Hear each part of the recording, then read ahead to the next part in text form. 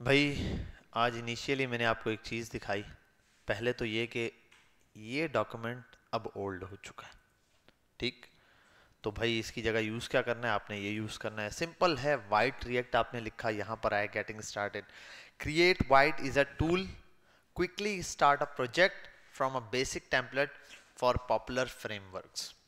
Check out awesome Vite, और ये इसने डिटेल में दिया है। यहाँ आओ, गेटिंग स्टार्टेड। कोई भी चीज़ आए, आपको कल को नेक्स्ट जेएस सीखनी हो, आप क्या करोगे? नेक्स्ट जेएस वाइट लिख दो, या वर्सेस नेक्स्ट जेएस प्रोजेक्ट कर दो, स्टार्ट प्रोजेक्ट ऐसा कुछ लिख दो। आपको वो देखेगा getting started with next JS. इसलिए दे रहा हूँ कि आप खुद भी पढ़ने की वो रखो, इंस्टॉलेशन से दे रहा है। यहाँ आओगे, npm x create next app बन गया। उसके बाद जो डिटेल दे रहा है वन बाय वन आपको समझाएगा, इसको लाइन बाय लाइन समझो। प्रोजेक्ट का स्ट्रक्चर कैसे काम कर रहा है, ऐप पेजेस है, पब्लिक है, एसआरसी है, फलाना है, ए टू जेड एक एक चीज़ आपको बताएगा। बिल्ड कैसे बनती है, डॉट, हर एक चीज़ को इसने डिटेल में एक्सप्लेन। फिर बिल्ड अपनी एप्लीकेशन बनानी कैसे, उसके हवाले से स्टाइलिंग, हर चीज़ यहाँ दी हुई होगी। राउटिंग इसमें कैसे होती है, डिफाइनिंग। इसमें असल गेम राउटिंग पर है। नेक्स्ट ईयर्स में मेजर जो गेम खेला जा रहा है वो किसके ऊपर है? राउटिंग के ऊपर है। इस तरीके से वो आपको बता रहा है, ये फिलाना ढिमकाना डैश्ड, देखो एक एक चीज़ को एक्सप्लेन करेगा। यहाँ आ जाओगे, इसको भी अब ये सारे ऐसे ही हैं। आपको एक मॉड्यूल्स, नोड मॉड्यूल्स यूज़ करके एक प्रोजेक्ट बनवाना आ गया ना, बनाना आ गया। अब चाहे आप वो वाइट सीखनी हो, आपको नेक्स्ट सीखना हो, कुछ भी, आपको कहीं जाने की ज़रूरत नहीं है। आपको इवन कि अगर आपको ना ये रिएक्ट नेटिव भी सीखनी है। नेटिव क्या है? React native. आओ यहाँ पर, रिएक्ट नेटिव के लिए बस एक चीज़ होती है। जैसे आपने फर्स्ट टाइम इन्वायरमेंट बनाना सीखा रिएक्ट का, उसका इन्वायरमेंट भी ऐसे ही है। बस सिंपल है, बस थोड़ा सा उसकी फर्स्ट जो एप्लीकेशन बनाते हैं ना, पहली एप्लीकेशन बनाना मुश्किल है।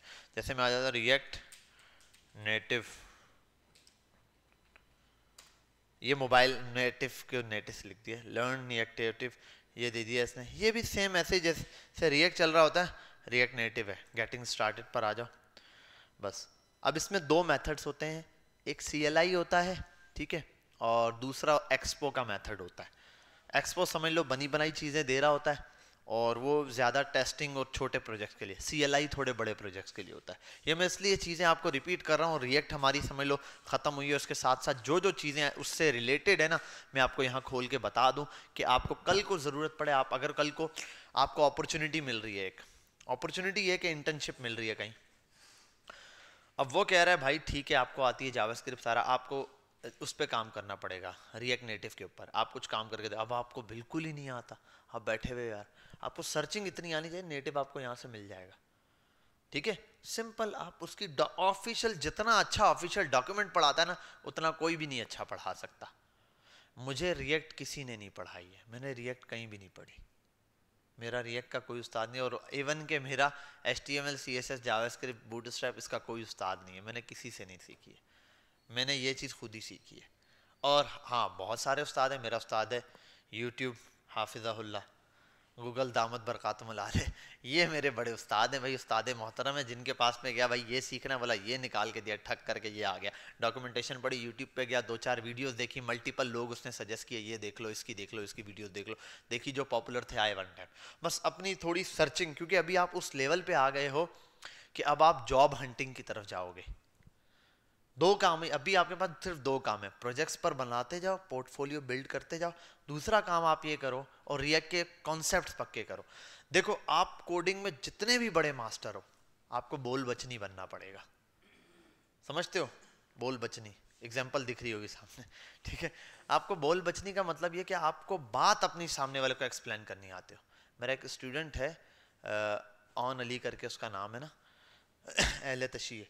अब वो बेस्ट है, ज़बरदस्त, उसकी कोडिंग लेवल की है, उसके कॉन्सेप्ट लेवल के हैं, लेकिन एक मसला है उसमें, वो डिलीवर नहीं कर सकता। अब डिलीवर नहीं कर सकता, कितने भी अच्छे प्रोजेक्ट है, फर्स्ट इंप्रेशन आपका इंटरव्यू क्लियर करना है, वो इंटरव्यू क्लियर नहीं कर पाता। सामने वाला पूछ लेता, अच्छा इसके अंदर ये चीज़ बताओ क्या काम करी, अब वो उसको उस तरह एक्सप्लेन नहीं कर पा रहा, और मसला ये है वो इस चीज़ पे अभी काम नहीं कर रहा। और आप भी देख लो आप में कहाँ वीकनेस है, और इसके लिए करना क्या पड़ेगा। देखो, एक दफ़ा मैंने आपको बता दिया आपको वाइट ऐप लगाना है, क्लियर, ख़त्म। आप किसी को बोले हाँ आती है, अगर कोई आपके साथ बैठ जाए, चल बेटा समझा ये कैसे काम कर रहा है, अब हो गए ठुस, है या नहीं? अब आप क्या हो जाओगे? बिल फर्ज एक्सियोस का लेक्चर 10 मिनट का 20 मिनट का है, आपको मैं खड़ा कर दूं, आप एक्सियोस लगा दोगे। अगर मैं पूछूं आपसे कि भाई ये बताओ, एक्सप्लेन करो, फिर आप फेल हो रहे हो। तो उसके लिए पता है क्या करना पड़ेगा? उसके लिए आपको 10-15 लोगों को सुनना पड़ेगा एक ही टॉपिक को। जब आप 10-15 लोगों को सुनते हो ना, फिर आपके पास मटेरियल आ जाएगा बोलने का, आपको समझ आ जाएगी यार इसको भी मैंने सुना, इसको भी सुना, इसको 2 बातें इसकी पकड़ी, 2 बात। 10-15 लोगों को सुना, उन सब में से एक एक बात भी याद रहेगी, तो 15 बातें बन गई। एक ही बंदे को सुनोगे 15 बातें, बोर भी हो जाओगे, और वो नई बात नहीं कर रहा होगा। 15 लोगों में हर बंदा कोई एक नई यूनिक बात करेगा, आपके जहन में वो यूनिक रह जाएगी। आपने सबकी यूनिक बातें पकड़ी, अब आपके पास एक यूनिक है। दूसरा एक है, फिर आपकी थिंकिंग उसके लेवल की हो जाती है, आप खुद से बातें करना शुरू कर देते हो। आपको ये तो इंटरव्यू क्लियर करने के लिए सबसे पहली चीज कम्युनिकेशन स्किल पास करो। हमारे पास अभी जिस मरतबा में 2 मरतबा लेट आया था, मैंने आपको बताया था यार इंटरव्यूज चल रहे थे, इंटरव्यू हो गए सब कुछ, वो बंदा चला गया। बाद में जाके हमने उससे पूछा यार ये चीज़ें हमारे कोर्स आपने देख लिया सब कुछ, अब हमें रिकमेंड करो बच्चों के लिए क्या चीज़ करें। बोले यार आपके बच्चों ने बहुत अच्छे प्रोजेक्ट्स बनाए। हम खुश हो गए। उन्होंने कहा ये भी अच्छा है। उसने कहा एक चीज़ है, सबसे पहला स्टेप पे आप इनकी कम्युनिकेशन स्किल्स पर काम करो। बोला वो वीक है, पहली चीज़। फिर बाकी उसने कोर्स में छोटी मोटी चीज़ें बताई, भाई ये चीज़ इधर ऐड कर दो, अच्छा इस पे ज़्यादा पढ़ा दो, बिजनेस के परसेप्शन से ज़्यादा करो, प्रेजेंटेशंस बनवाओ, प्रेजेंटेशंस रखो। मतलब आपने टॉपिक समझा दिया, हो गया, एक एक टॉपिक असाइन करो, उनको बुलाओ बोर्ड पे, समझाओ भाई ये टॉपिक आपने क्लियरिटी के साथ, एक एक डॉट भी लगाओगे तो समझाओगे ये डॉट क्यों है। और वाकई डॉट का मतलब आपको पता है, आपको पता है जब हम डॉट लगाते हैं तो मतलब चेंज हो जाता है, डेटा टाइप चेंज हो जाती है, इसका मतलब अब वो चीज़ हम ऑब्जेक्ट देख रहे हैं। आपको पता है स्क्वायर ब्रैकेट लगा दिया तो एरे बन गया, समझ रहे हो बात आपको? तो उस एक एक चीज़ को एक्सप्लेन करना है। अब कम्युनिकेशन में बच्चे इंटरव्यू नहीं पास कर पा रहे, उसके लिए बेसिक चीज़ ये है अपनी कम्युनिकेशन पे काम करना। और कम्युनिकेशन पे क्या इंग्लिश सीखनी है? नहीं भाई, आप खालिसतन उर्दू में बात करो। ये उर्दू भी अलिफ वाला है, आइन वाला नहीं, तो उर्दू में बात करो आप, नो डाउट, नो इशू। बस सिर्फ एक काम कर लो कि जो टॉपिक जाके पढ़ने लगे ना बिल्कुल, हाँ यार एक्सियोस तो क्लियर है, क्लियर नहीं है भाई। सामने वाला बोलते हो व्हाट इज एक्सियोस, ना डेफिनेशन रटी रटाई सुना सकते हो, आपको लगा मैं सर यूज करके दिखा दूं, यही होता है आंसर, सर आता है यूज करके दिखा दूं। यार बताओ क्या है, अभी बताने का यूज तो हम करवाएंगे ना, वो तो आपका टेक्निकल इंटरव्यू होगा ना, तो हम 2 इंटरव्यू रख ही क्यों रहे हैं? हमने ये देखना आप कम्युनिकेट भी कर सकते हो नहीं, क्योंकि हमारी फील्ड ऐसे, इसमें कम्युनिकेशन भी मस्ट है। आपके सामने बाहर का क्लाइंट जब होता है, कुछ टाइम की बात होती है, 6 महीने गुजरते हैं, आपको क्लाइंट के साथ लाइव कर दिया जाता है। क्लाइंट यूके का है, उसको आपने एक्सप्लेन करना है, वो वैसे ही पढ़े लिखे होते हैं। ऐसा नहीं है कि आप बोलोगे ये पाकिस्तानी है, उसको नल्ला है, उसको कुछ पता ही नहीं है, वो सब पता होता है भाई, पी के आए हुए होते हैं। अब बोलोगे सर आप पी के आए हुए तो बनाते क्यों नहीं? भाई वो बिजनेस चला रहा है, उसको बनाने का टाइम नहीं है। मैं अपनी एप्लीकेशन खुद नहीं बनाता, अपने अपने बिजनेस के लिए वेबसाइट में खुद नहीं बनाता मेरे पास टाइम नहीं है, मैं वेबसाइट बैठ, हाँ अगर मैं सामने वाले को बोले यार वेबसाइट बने, वो मुझे टोपी नहीं करा सकता, इसमें ये कर लेंगे, मैं बोलूँगा ये नहीं कर लेंगे, मुझे पता है ये कर। तो आपकी, और फिर उससे कम्युनिकेट करना, आपको चीज़ें एक्सप्लेन करनी आ चाहिए। वो आपसे पूछ ले भाई इसमें ये चीज़ क्यों नहीं यूज़ की, ये क्यों यूज़ किया है, तो आप उसको समझा सकोगे यार ये ऐसे है, आपके काम के लिहाज से ये चीज़ आपको समझनी पड़ेगी। तो सबसे फर्स्ट चीज़ आप सब अपने पास लिख लो, टास्क समझ लो इसको, कि आपने अपनी कम्युनिकेशन पर काम करना है। किस पे काम करना है? स्टेप नंबर 1, अपनी कम्युनिकेशन पर काम करो। कम्युनिकेशन पर काम करने का मतलब है डेली यूट्यूब की एक वीडियो देखोगे। क्या देखोगे? यूट्यूब पे जाके एक डेली बेसिस किसी भी टॉपिक के हवाले से जाओ, सीएसएस की जाके स्टाइलिंग समझ लो, बस मटेरियल मिलता जाए आपको, डेली बेसिस पे बोलने का आदत बनाओ। रील्स में चले जाओ, अब यूट्यूब पे जाओ एक दिन फारिग हो, यार सर वीडियोस आती ही नहीं है, पता है कैसे आएंगी? आसान तरीके बताइए। यूट्यूब पे जाओ, लिखो कोडिंग, कोडिंग आया, एक चैनल सब्सक्राइब 15 20 25 30 चैनल सब्सक्राइब कर दो। अब यूट्यूब पे जाओ, कुछ बचा ही नहीं, आपके सामने सिर्फ कोडिंग ही आएगी। रील्स पे क्लिक करो, कोडिंग के हवाले से रील्स, कोडिंग मीम्स लगा दो, कोडिंग मीम्स आ जाएंगे, उसको लाइक करना शुरू कर दो। ओपन करो, रील्स पे जाओ, स्क्रॉल करो, बस यही मिलेगा सुबह शाम की। एक बंदा आया टेक्नोलॉजी, और ये कर कर कर कर कर इतनी आदत बन जाएगी, आप बोलोगे ना उसके हवाले से भी आपके साथ यही होगा। समझ रहे हो? आपके हर चीज में, आपकी हर बोल में टेक्निकल चीज ही आ रही होगी, या टेक्निकल बातें ही आ रही होंगी। मैं घर पर अक्सर चीज़ों के हवाले से बात कर रहा हूँ तो घर वाले यार ये कंप्यूटर थोड़ी है यार, इस लेवल से बात कर रहा है यार, ऐसा है वैसा है। खामियां निकालना, आपको समझ आ जाएगी यार मुझे ये हर चीज़ के अंदर। आपको अभी आपसे पूछें यार ये कैसा है, आप बोलो नहीं सर अच्छी है। आप 10 मिस्टेक इस वेबसाइट में निकाल लोगे, यार इसमें ये ऐसे होना चाहिए था, ये ऐसे होना चाहिए था, आप अभी नहीं निकाल सकते। आप अब बोलोगे नहीं सही है यार, ठीक है 10 प्रोजेक्ट दिखा दो, बोलो ठीक है। वो सामने वाला आपने देखा यार ये चीज़ ऐसे होती, आपको नहीं लगता ये ऐसा, कैसे वो बताते, उसकी वजह होती है वो 10 चीज़ें देख कर आए हुए होते हैं, ठीक है, तब जाके वो आपकी मिस्टेक निकालते। तो कम्युनिकेशन पे काम करना। दूसरा, पोर्टफोलियो कहाँ है भाई आपके, क्या प्रोजेक्ट बना रहे हो, कुछ बनाया है डिजाइनिंग के हवाले से, कुछ बनाने की कोशिश की आप लोगों ने अभी तक खुद। हम तो एट दी एंड इंशाल्लाह 4 या 5 प्रोजेक्ट्स आपको करवा देंगे, वो हो जाएंगे। लेकिन अब वो ये भी हो सकता है 5 प्रोजेक्ट हमने सबको करवाने एट अ टाइम देखेंगे, या तो 1 बाय 1, या तो ये होगा कि 5 ग्रुप बना देंगे, 2-2 3-3 बंदों का, हर ग्रुप को लीड कर रहा हूँ मैं, हर ग्रुप में एक ये प्रोजेक्ट कंप्लीट किया, ये सारे प्रोजेक्ट यहाँ रखेंगे, उनको एक्सप्लेन करेंगे, वो प्रोजेक्ट 5 के 5 बांट दिए जाएंगे। मतलब जो आपने मेहनत की, आपने जो बांटा वो इनको भी मिल गया। गलत है? ठीक है। एक केस में गलत है सर, मेरा प्रोजेक्ट इनसे बदले में तुम्हें 4 प्रोजेक्ट और मिल रहे हैं, समझे आप सबके पास, और चारों प्रोजेक्ट हर चीज़ 5 प्रोजेक्ट आपको डिटेल में समझ आ जाएंगे, हर प्रोजेक्ट के ऊपर गेम। और वो हर प्रोजेक्ट ऐसे बना रहे हैं हर फील्ड पे टच हो, कहीं वीडियो के हवाले से टच हो जाएगा, कहीं कोर्सेज वगैरह ऑनलाइन जैसे होते हैं उसके हवाले से टच हो जाएगा, कोई ई कॉमर्स को टच हो जाएगा, ठीक है, कोई ऐसा ट्रेलो या डैशबोर्ड टाइप का होता है उस हवाले से टच हो जाएगा। तो हम इस तरीके से अलग अलग चीज़ों को टच कर लेंगे ताकि आपको ये बात समझ आ जाए यार ये कैसे काम कर रहा है, ठीक है भाई। ये तो इसके ऊपर तो हम काम करेंगे। अब आप लोग ये काम एक करो, गूगल पे जाओगे, बिहांस और वेबसाइट्स डिजाइन, इस पर आ जाओ। सिंपल यहां आने के बाद आप बिहांस पर वेबसाइट्स के डिजाइन आपको मिलेंगे, ठीक है। अच्छा कुछ पेड होंगे, कुछ फ्री के होंगे, जो फ्री वाले हैं आप उन्हीं पर आ जाओ यार, बनाना तो शुरू करो। जैसे बिलफर ये डिजाइन है, ये रहा नीचे इसने डिजाइन बना के दिया भाई, ये रहा डिजाइन बनाओ ये। अब डेटा के ऊपर खुद ही खेल लेना, रैंडमली आप बना देना यार मेरा डेटा ये जो दिख रहा है, अब ये स्टाइल बना लो, पहले बन गया उसके बाद ये जो डेटा इसको डायनामिक करने की कोशिश करो। मतलब ये डेटा किसी एपीआई से आ रहा हो, किसी बैकएंड से आ रहा हो, बैकएंड इंशाल्लाह तब तक हम सीख जाएंगे, फ्रंट एंड तो आप रेडी करो ना, फ्रंट एंड तो पढ़ चुके हो ना, तो फ्रंट एंड के हवाले से एक्सियोस सारा लगा के मल्टी एक नॉर्मल एरे बना के यहाँ तक ले आओ। ऐसे लैंडिंग पेज, एक एग्जांपल दिया, ऐसे बहुत सारे हैं। बिलफर्ज आपको इस बंदे का अच्छा लग गया यार ये बंदा सही बनाता है, तो यहाँ आओ, इस पर क्लिक करो, ये रहा मल्टीपल, ये 3 बंदों ने मिलके एक प्रोजेक्ट पे काम किया है, ये दिखा रहा है। यहाँ जो इसका प्रोजेक्ट्स ये रहे, और भी हैं, ये वेबसाइट भी दी हुई है, ठीक है। इसने कलर भी बता दिए, ये यूज़ किए, ठीक है। जो कलर्स आपको समझ यार ये कौन सा शेड है यार, इधर आ जाओ, ये देखो इसने यहीं से यूज़ किया हुआ है शेड, इसने सारी चीज़ें बताई हुई। ये रहा, ये इसका वाई फ्रेमिंग है, क्या है वाई फ्रेम, वाई फ्रेमिंग मतलब स्केच फॉर्म में, स्केच पहले बना दिया उसके बाद उसको इस फॉर्म में लाया। ये डिज़ाइन बना दो भाई, इन डिज़ाइन पर जाओ, वेबसाइट ऐसे क्रिएट कर लो भाई, ठीक है। ये फुटर तक एंड है, ऐसे करके ना वेबसाइट्स बनाओ, कोई 4 5 6 वेबसाइट्स अपने पास जमा करो, अपना पोर्टफोलियो बिल्ड करो भाई। अब जब तक पोर्टफोलियो बिल्ड नहीं होगा आगे क्या करोगे। तो अगर आप इतना आगे तक मेहनत करके आ गए हो, इतनी मुश्किल चीज़ को सीख रहे हो, तो आगे जाके अपनी लाइफ के अंदर इसको इम्प्लीमेंट करने के लिए तो यह काम शुरू करो, कम्युनिकेशन पे काम, step number 2। Number 2 portfolio building, अपना पोर्टफोलियो आपने क्या करना है, बिल्ड करना है। उसके लिए ये चीज़ें हैं। ये अभी बताने का मकसद ये कि अभी आपने रिएक्ट ताज़ी खत्म की, आपको HTML आती है, CSS आती है, जावास्क्रिप्ट आती है, बूटस्ट्रैप आती है, आपको रिएक्ट आती है, रिएक्ट के ऊपर एप्लीकेशंस बनाना शुरू करो। बिल्ड करना मैंने बता दिया आपको, HTML के थ्रू मतलब गिटअप से रेपो बना के भी आता है, डायरेक्ट बिल्ड भी आती है, तो गिटअप से बना के कोड पुश करते जाओ डेली।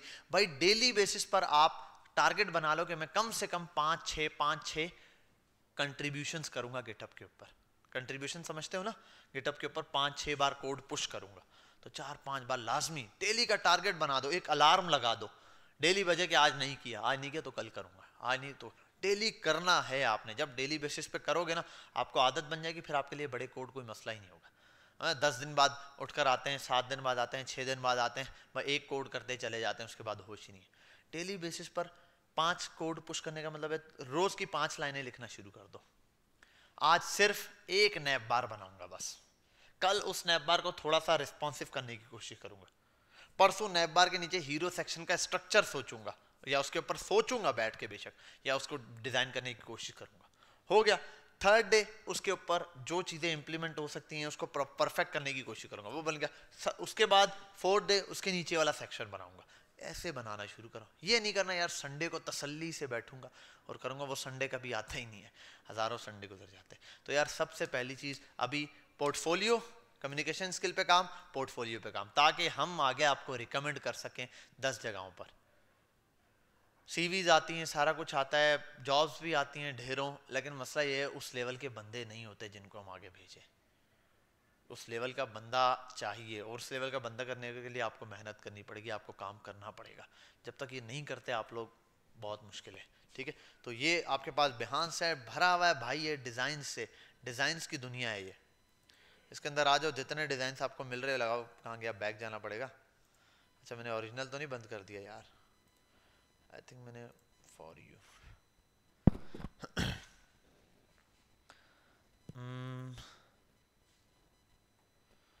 यहाँ आ जाते हैं, ये रहा। अब ये ढेर सारे हैं, वेबसाइट्स के होंगे, एप्लीकेशंस के मल्टीपल हैं, तो इस पर आके ना ये डिज़ाइन लाजमी देख लेना। समझ गए बात? तो अब आप लोग स्टार्ट करेंगे। वो HTML वाले बच्चे, उनको मैंने गाइड किया, वो बच्चों ने शुरू कर दिए प्रोजेक्ट्स, वो बच्चे बना रहे। HTML CSS के बच्चे हैं, वो बना रहे हैं, ऐसे परफेक्ट चीज़ें बना रहे हैं ना। अभी उनका अभी CSS एंड होने वाली है, और उन्होंने क्या लेवल की चीज़ें बनाई हैं, मैं देख के हैरान हुआ। अभी तक का ऐसा बैच मैंने नहीं देखा, इतने सालों में इतने सारे बैचेस पढ़ा कर भी इस लेवल का बैच नहीं है जो अभी है। तो वो माशाल्लाह बहुत मेहनत कर रहे हैं, आप भी करें। देख के उनको ज़ाहिर सी बात है मोटिवेशन आती है, मुझे भी। उनकी क्लास में आने से पहले मैं खुद 10 बार चीज़ों को पढ़ कर आता हूँ। मुझे पता है वो 10 किस्म के सवाल करेंगे, और बच्चे तैयारी करके आए, 10 किस्म की चीज़ें पूछते हैं मुझसे, मुझे होमवर्क दे के घर भेजते हैं कि यार ये वाली चीज़ें ऐसे करनी हो नहीं रही है, ये करना है सर, नेक्स्ट क्लास में आना। रिमाइंडर डालते हैं, मुझे मैसेज करते हैं ग्रुप में, सर ये वाली क्लास है, आज क्लास है, ये वाला टॉपिक था, यहाँ ये मसला था सर, ये सॉल्व करके आना। मुझे प्रेशर रहता है यार इनकी क्लास में जाने से पहले पढ़ के जाना है। यहाँ मुझे टेंशन नहीं है, मुंह उठाकर आ जाता हूँ, बिना देखे आता हूँ। यहीं आगे ऑन द स्पॉट खोल के डॉक्यूमेंटेशन पढ़ता हूँ, क्योंकि वो सवाल नहीं है। और वो सवाल क्यों नहीं है, वजह यह कि आप खुद भी नहीं पढ़ते ना। ऐसा नहीं है कि मैं आपको मैं पढ़ा आपको, जो हमारा कंटेंट है वो सारी चीज़ें पढ़ा रहा हूँ, उनको भी वही पढ़ा रहा हूँ, लेकिन उनको कंटेंट से हट के कुछ चीज़ें पढ़ा रहा होता हूँ। वजह यह है कि वो सवाल पूछते हैं, सवाल से सवाल निकलता है, मैं सर्चिंग करता हूँ मार्केट की लेवल का और लाके यहाँ पढ़ा देता हूँ। ठीक है, तो आप इस पर तो काम करो। दूसरा, अपडेट करो खुद को। ये जैसे मैंने बताइए, कितने बच्चे हैं सच बताएं मुझे कि उन्होंने ये इस डॉक्यूमेंटेशन में ये वर्ड पहले देखा हुआ था, ये लाइन। कितने बच्चे हैं वो आए थे यहाँ और उनको इस चीज़ के बारे में पता था? खुदा को मानो, तुम लोग सोच का मकाम है ना। अगर मैं उनको बोलता फर्स्ट डे ना, वो मुझे खा जाता है पहले 2 क्लासेस में, यार ये क्या है सर, यहाँ तो ये लिखा हुआ है, इसको एक्सप्लेन तो करो। हाँ, इनको होश ही नहीं, पढ़ा दिए जो मर्जी है पढ़ा दें। मैं तुमको ऊपर वो लगा के ना, नोट जे लगा के, रिएक्ट की एप्लीकेशन अंदर PHP लिखवा देता, तुम्हें पता ही नहीं जाता। बोलते ठीक है जाने दो जाने दो सर, करवा रहे हैं हम भी कर लेते हैं। ठीक है, तुम लोगों को पता है। तो कम से कम ये चीज़ें हैं। खैर मैंने ये अब अपडेट का वर्जन, ये वाली चीज़ें क्यों बताई आपको, एक चीज़ ये कि अभी पिछले संडे ना हम लोगों ने एक डेवलपर बुलाया था। ठीक है, काफ़ी वो है लेवल का डेवलपर है, वो काफ़ी टाइम से इस पर काम भी कर रहा है। उसने बच्चों के इंटरव्यूज़ वगैरह लिए, सारी चीज़ें की। उसने हमें रिकमेंड किया कुछ, और जैसे UX वाले ने रिकमेंड किया था, डिज़ाइनिंग वाले ने कि भाई ये कम्युनिकेशन पे काम करो, वो डिज़ाइनिंग का था। इसने भी रिकमेंड किया। इसने कहा यार आपके बच्चे सारी चीज़ें ज़बरदस्त जा रही है। इसने कहा आप लोग ये चीज़ें नहीं करवा रहे। जैसे इससे पहले एक था, हमने रिडक्स हम करवाते ही नहीं थे, लेकिन मैंने कहा आप लोगों को रिडक्स भी पढ़ाया जाएगा। हमारे कोर्स में नहीं है लेकिन मैंने ऐड किया है, रिडक्स भी पढ़ाएंगे इंशाल्लाह। अब ये भी किसी ने रिकमेंड किया था, तो हमने इसको ऐड किया। फिर उससे हमने ये पूछा, तो उसने बताया यार CRA पे ही बच्चे को काम कराओ सारा, लेकिन वाइट लाजमी डाउनलोड करवाओ और वाइट पे काम करवाओ। एक दूसरा, फिर उसने कहा यार CSS अच्छा है, बूटस्ट्रैप बेहतरीन है, इसी पर सारा काम होता है, लेकिन बच्चों को टैलेंट भी बता दो, समझा दो कि यार टैलेंट भी एक CSS है, वो इसी तरीके से यूज होती है। यदि अब क्लासेस सारी खुद पढ़नी है, मुझे नहीं पता टैलेंट के अंदर कौन कौन सी क्लासेस हैं, वट एवर मैं नहीं यूज़ करता।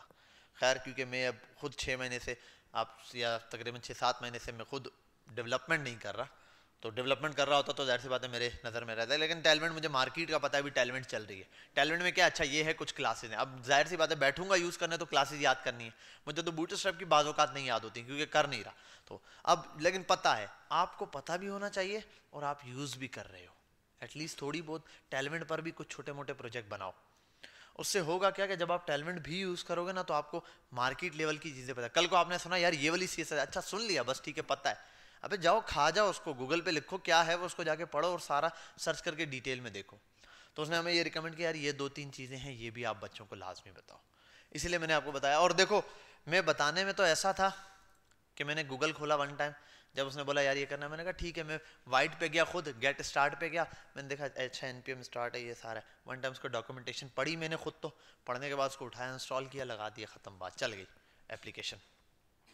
फिर मैं टेलमेंट पे गया, इसी तरीके से मैंने कहा यार क्लासेस हैं, अच्छा अच्छा ऐसे होता है, उठाया लगाया। फिर मैंने कहा यार इसकी क्लासेस याद करना होगा, गूगल यूट्यूब पे गया, मैंने कहा इसकी क्लासेस याद नहीं होती ना, ज़ाहिर सी बात है, मैंने कहा इसकी ऑल क्लासेस, उसने मुझे एक क्या वो कर दी, रिकमेंड कर दी, एक बहुत सारी 2-4 वीडियो थी, एक वीडियो देखी, उसने कहा एक्सटेंशन इंस्टॉल कर लो, कहानी खत्म। एक्सटेंशन इंस्टॉल की, टेलमेंट की, इंटेलिजेंस की, वो लगाओ तो आगे वो रिकमेंडेशन दे देता है भाई, जो क्लास है, तो क्लास याद करना भी मुश्किल नहीं है, ठीक है। दूसरा ये कि यूट्यूब पर ऊपर मल्टीपल जगहों पर कोर्सेज हैं छोटे छोटे, 1 घंटे का, 1.25 घंटे का, 1.5 घंटे का, आधे घंटे का, टेलमेंट CSS सिखा रहे हैं, मतलब कुछ मेजर क्लासेस आपको बता देंगे जो जर्नली बहुत ज्यादा यूज होती हैं, लिटरली। और ज्यादा आपको भी बूटस्ट्रैप की क्या पूरी सारी बूटस्ट्रैप याद है? सारी तो नहीं याद होगी, बहुत सारी। मैं बोलूं बूटस्ट्रैप के अंदर फ्लोट राइट करके किसी चीज को क्लियर फिक्स कैसे किया जाता है, ये नहीं पता आपको। आप यूट्यूब पे जाके लिखो, गूगल पे लिखोगे, वो क्लास देगा और लगा दोगे, ऐसा ही है ना। तो टेलमेंट में भी यही आपको सब याद, लेकिन जर्नल क्लासेस याद होनी चाहिए। तो जर्नल के लिए आपको रिकमेंडेशन दे रहा है, उसको जाके देख लो, एक ट्यूटोरियल देख लो, टेलमेंट CSS की कहानी भी खत्म। अब आपके पोर्टफोलियो में ऐड हो गया I can make react using CRA and white, बढ़ गया ना पोर्टफोलियो में, एक टॉपिक बढ़ गया। अब देखो आपके पास एक CV आती है, बोलता है रिएक्ट आती है, एक कहता है रिएक्ट आती है CRA और वाइट मेथड दोनों से। अब वाइट मेथड के आसमान से निकला, कोई बड़ी चीज थी नहीं, सिर्फ इतने से वर्ड से ना आपकी CV पीछे हो गई, सामने वाले की CV आगे आ गई। यार उसको वाइट मेथड भी आता है, हालांकि है कुछ भी नहीं है, सेम एज इट इज है। मुझे CSS आती है, बूटस्ट्रैप, टेलमेंट CSS, अरे इसको टेलमेंट भी आती है, आपकी CSS पीछे हो गया, आपने सिर्फ CSS और बूटस्ट्रैप लिखी थी। तो अब वो जब जाहिर सी बात है आपने इंटरव्यू दिया, काम करना है आपको, समझ आ गई, कर लोगे, ठीक है। तो इस वजह से इन चीज़ों को देखो, वरना मैं देखा मेरे जहन में ये था, मैंने कहा क्लास में आके खुद करवा दूंगा। फिर आते हुए मेरा माइंड चेंज हो गया, मैंने कहा नहीं इनको देते हैं, इन्होंने डॉक्यूमेंटेशन पढ़ना तो सीखी हुई है, देखते हैं खुद अप्लाई करते हैं। अल्हम्दुलिल्लाह अल्हम्दुलिल्लाह बेहतरीन है, आप सब ने ये चीज़ यहाँ पे क्या की है, अप्लाई की है। चलो भाई आते हैं, एक न्यू फोल्डर बनाते हैं फटाफट से, इसका स्ट्रक्चर देख लेते हैं, बेसिक है बिल्कुल, कोई नई चीज़ नहीं है इसके अंदर। यहाँ या यहीं बनाते हैं, छोड़ो। अरे यार ये क्या है भाई, मॉड्यूल 2 क्लासेस, खैर हम यहाँ बनाते हैं, यहाँ CMD ओपन करना है। अच्छा भाई यहाँ जाना है, स्टेप 1 क्या करना है भाई, ब्राउज़र सपोर्टेड, इसके बारे में डिटेल दी है इसने, कौन कौन सा ब्राउज़र्स को सपोर्ट करता है, ये करता है, फलाना करता है, ये डिटेल दी हुई है। अब आओ यहाँ पे, क्या कमांड है, ये कमांड है, इसको क्या करना है, कॉपी करूँ, बोलते जाओ, ठीक है, यहाँ कर दूँ पेस्ट। ये क्या पूछ रहा है भाई, need to install the following packages, Vite का क्रिएट npx क्रिएट रिएक्ट तो इंस्टॉल है, वो तो इंस्टॉल है मेरे पास। देखो नोड मॉड्यूल अलग चीज है, आपको पता है npx क्रिएट रिएक्ट ऐप वाला भी एक चीज है, उसको भी हम अपडेट करते थे शुरू शुरू में जहां एरर आता था। ये बोल रहा है भाई ये चीज नहीं है, तो ये भी वैसे ही करता है, इसको वाई लिख दो या वैसे लिख दो, या ये आप कर दो, इंस्टॉल हो गया। प्रोजेक्ट का नाम बताओ भाई, इसको कुछ भी है, मैं बोलता था बिल्फर डेमो। पैकेज का नेम बता दो, पैकेज नेम बताया था, आई थिंक जर्नली उठा लेता है। आप कौन सी जावास्क्रिप्ट यूज करोगे, देखो व्यू है, रिएक्ट है, हम कौन सी यूज करेंगे, रिएक्ट की, आप रिएक्ट लगा दो। अब ये चीज पूछ रहा है टाइप स्क्रिप्ट यूज करोगे जावास्क्रिप्ट, टाइप स्क्रिप्ट भी आपको मैं जर्नल फॉर्मूला दे दूंगा कि टाइप स्क्रिप्ट कैसे काम करती है, कोई मुश्किल नहीं है। टाइप स्क्रिप्ट में है, रिएक्ट के अंदर एक मसला है, वो ये है कि आपको प्री डिफाइन करना पड़ता है, ओ सॉरी प्री डिफाइन नहीं करना पड़ता है। एक आपने वेरिएबल बना दिया ए, ठीक है, खत्म हो गई कहानी। अब उसमें जाके आप नंबर स्टोर करें, स्ट्रिंग स्टोर करें, कुछ भी करें, कोई फर्क पड़ता है नहीं। टाइप स्क्रिप्ट क्या कहती है, मुझे ये ब्लेंडर नहीं चाहिए, आप क्या डेटा स्टोर करोगे वो मुझे बता दो, पहले आपको डेटा बताना पड़ेगा, ठीक है भाई, आप इसमें क्या ऐड करने वाले हो, नंबर बताने वाले हो, एक ये फर्क है। दूसरा, वो ज्यादा काम करता है क्लास कंपोनेंट्स के ऊपर, इनहेरिटेंस, पॉलीमॉर्फिज्म, इनकैप्सुलेशन, ठीक है, पब्लिक प्राइवेट, इस टाइप के मेथड्स हैं। ये भी बड़े मेथड नहीं है भाई, ये सी के अंदर छोटे छोटे बच्चे हैं ना यूनिवर्सिटी में, इन होते हैं 6 महीने के अंदर उनको ये टॉपिक पढ़ा दिए जाते हैं, बड़े नहीं है आपके लेवल पे, वो अभी भी आपके लेवल पे नहीं है। यूनिवर्सिटी का 4 साल का बच्चा निकला है, उसको रिएक्ट का कख नहीं आता, उसको ढंग से HTML भी नहीं आती है, ये मैं गारंटी देता हूँ। जितना आप लोगों ने पढ़ा है, आपको जो आता है अल्हम्दुलिल्लाह बेहतरीन है, क्योंकि वो भी एट अ टाइम एक ही फील्ड चुनता है। यूनिवर्सिटी के अंदर 4 साल में उसने 48 सब्जेक्ट जरूर पढ़े होते हैं, 48 सब्जेक्ट्स, वो आपसे आगे, लेकिन उन सब्जेक्ट में से किसी एक टॉपिक को आगे लेके चला। अगर कोई बच्चा बोलता है मैं अपनी वेब को अपना फ्यूचर कंसिडर करता हूँ, तो वो आपसे आगे नहीं है, क्योंकि उनके वेब के कोर्स के अंदर HTML CSS जावास्क्रिप्ट होती है। टीचर जावास्क्रिप्ट पढ़ाता ही नहीं, HTML CSS बूटस्ट्रैप भी नहीं टच कराता, भाई यहीं पे प्रोजेक्ट दे देता है, बेटा असाइनमेंट है, वहीं से पेपर देके चेक करके साइन करके दे देते हैं। 6 महीने में उसके साथ 6 सब्जेक्ट और होते हैं पढ़ने वाले, है या नहीं? वो कितनी पढ़ सकेगा? आपके पास तो 6-8 महीने में 10 महीने में एक ही सब्जेक्ट है, ये वाला वेब पढ़नी है आपने, तो आपने जाहिर सी बात है इस सब्जेक्ट पे उससे ज़्यादा कमांड हासिल की हुई है।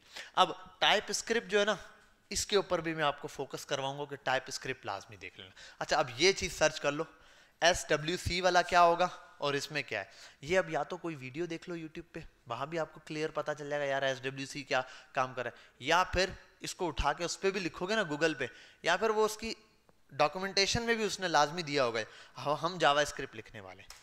अब जावास्क्रिप्ट और टाइप स्क्रिप्ट, जो प्रोजेक्ट फिर उसके हिसाब से इंस्टॉल करता है। टाइप स्क्रिप्ट के अंदर कुछ कंपोनेंट्स क्लास के होते हैं, वो क्लास के हिसाब से बनाएगा। अब स्टार्टिंग में इसमें फंक्शनल कंपोनेंट्स होंगे, उसमें क्या होगा, क्लास बेस्ड कंपोनेंट्स होंगे। चल गया।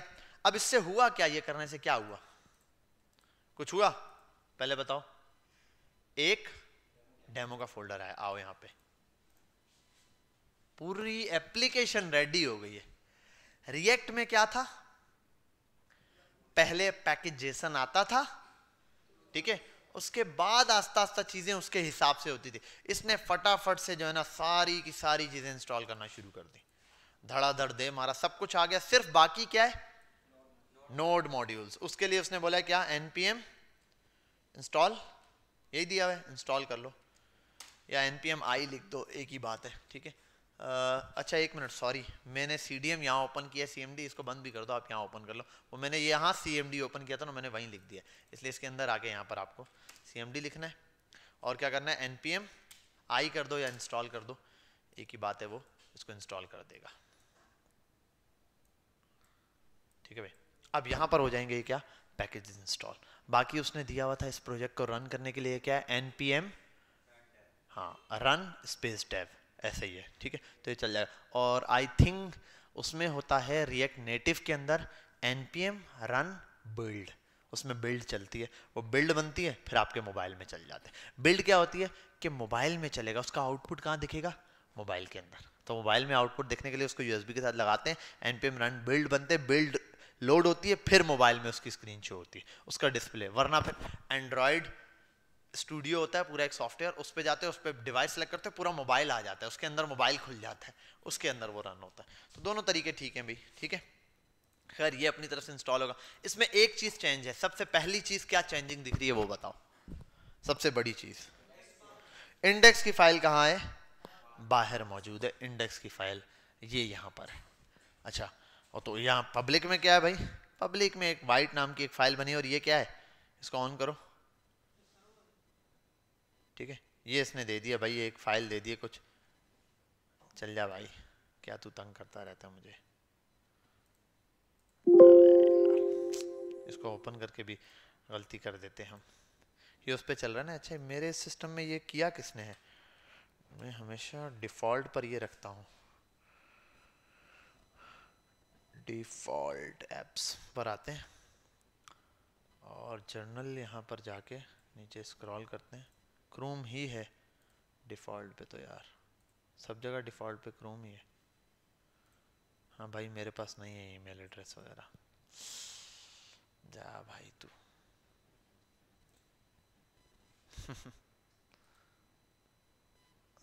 अबे जा भाई, बस ये खैर तंग कर रहा है हमें, इसको तंग करने देते हैं। अच्छा, यहाँ पर आ गया, इसने मल्टीपल चीज़ें दे दी, इसने हमें ये वाला प्रोजेक्ट बता दिया, आप प्रोजेक्ट में इंटर हो जाओ, फिर npm इंस्टॉल करो, npm रन। अब ये यहाँ इसके बारे में सब डिटेल से लिखा हुआ है। Index, one thing you may have noticed is that a wide project index.html is in front and central instead of being inside of public के फोल्डर में नहीं है ये इसके अंदर बाहर बनाई गई है पहला है. This is intentional during development. White is a server and index.html is the entry point. अच्छा मेरे पास स्क्रीन बंद हो गई. Entry point two your application. अब बता रहा है कि भाई वाइट एक सर्वर है, पब्लिक के अंदर हमारी क्या होती है ये चल रही होती है. अब वो सर्वर क्या करता है, ऑटो डिटेक्ट करेगा index.html की फाइल को. जैसे नोड में भी था, हम index.html बना देते थे पब्लिक में और सोर्स के अंदर index.js बनाते थे.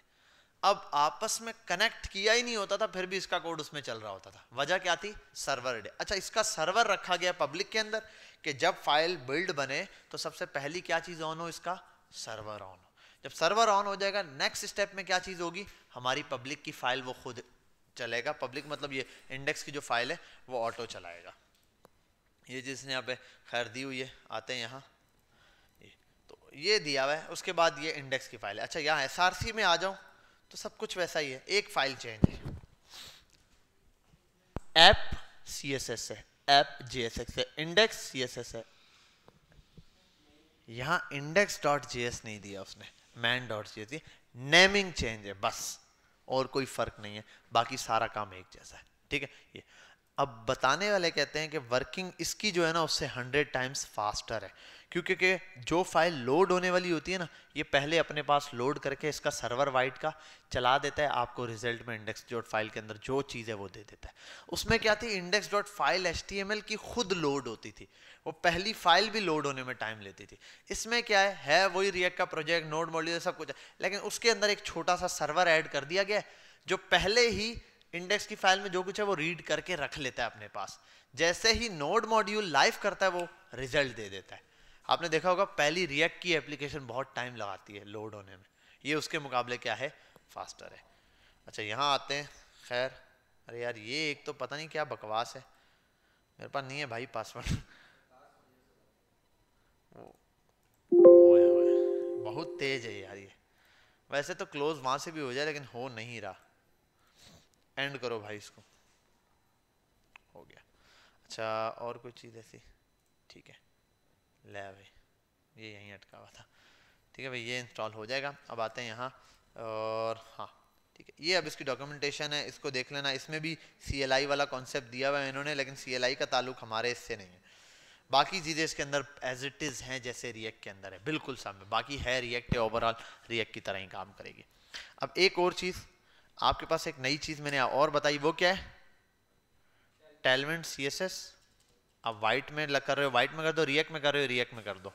ठीक है वाइट ही दे दो डायरेक्ट, रिएक्ट दे दोगे. उसमें ना एक आता है CRA वाले मेथड के अंदर कह रहा. अब आ गया ये इसने दे दिया क्रिएट योर प्रोजेक्ट इंस्टॉल. ये रहा, पहले अपना प्रोजेक्ट बना लो, उसके बाद इसके अंदर ये इंस्टॉल करनी है आपने. ठीक है ये कमांड है, अंदाज़न उठाओ, इसको कॉपी पेस्ट करो. उसके बाद टेलवेंट की फाइल के अंदर आपने टेलवेंट कन्फिग की फाइल उसके अंदर मौजूद होगी. हमारे ये जो अभी अपने वाइट की एप्लीकेशन डाउनलोड की ना उसके अंदर आपने क्या करना है, कंटेंट में ये कंटेंट कॉपी करके पेस्ट कर डालो, क्योंकि हमें पता चले यार हमारी इंडेक्स की फाइल के अंदर ये काम चल रहा है. रूट दिया हुआ है और JS की भी. अब आते हैं यहाँ add the directives of CSS. अब CSS के अंदर ये डायरेक्टरीज ऑन कर दो कि भाई अच्छा ये @ लगा हुआ है यार, ये डायरेक्ट कैसे पहचानेगा, ये कौन सी फाइल थे, कहाँ है ये फाइल्स, कहाँ है ये फाइल, कहाँ मिलेंगी, ये कौन बच्चा बताएगा, ये कहाँ से आ रही है,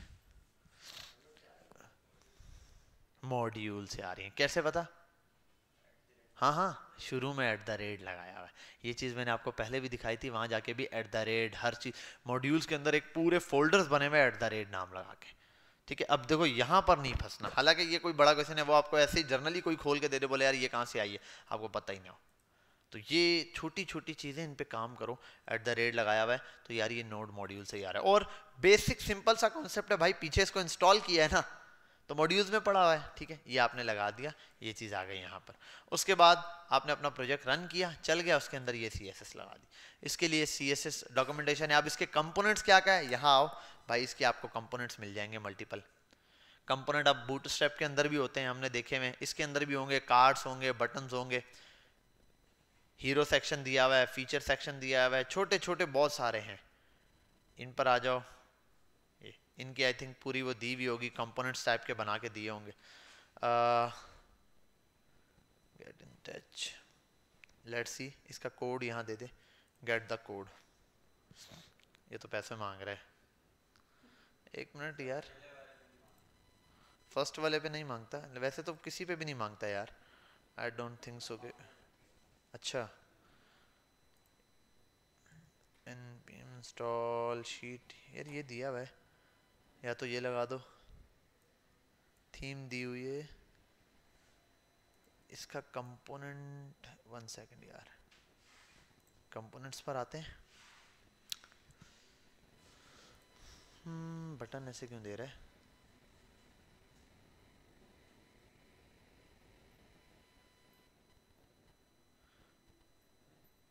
गेट स्टार्टेड पे ये पैसे क्यों मांग रहा है, ये बात समझ नहीं आ रही।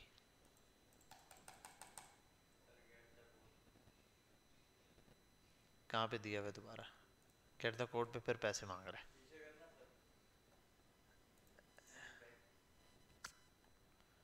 हाँ, बस ये एक ही पे नहीं मांगता, बड़ा तेज है यार, ऐसे तो हम खुद बना लेंगे।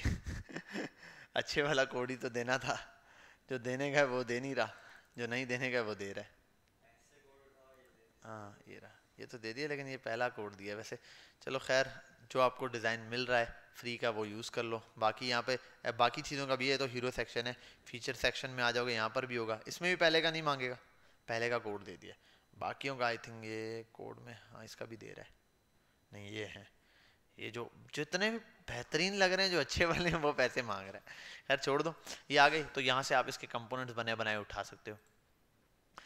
ये हो गया, कहाँ है देखें यार, ये कहाँ पहुँचा है, ये तो बिल्कुल मर ही गया है, ये तो मर ही गया है। बंदो भाई, CMD, चल भाई जल्दी हो जा। NPM कर दिया, NPX तो नहीं था, NPM ही है, हाँ ये हो गया। तो बस ये आ गया, आपने ये इंस्टॉल कर दी टेलविंड, और इसके लिए वो एक्सटेंशन है, क्या नाम था उसका, टेलविंड, गूगल पर आते हैं, टेलविंड एक्सटेंशन VS कोड, नाम शाम दे देगा।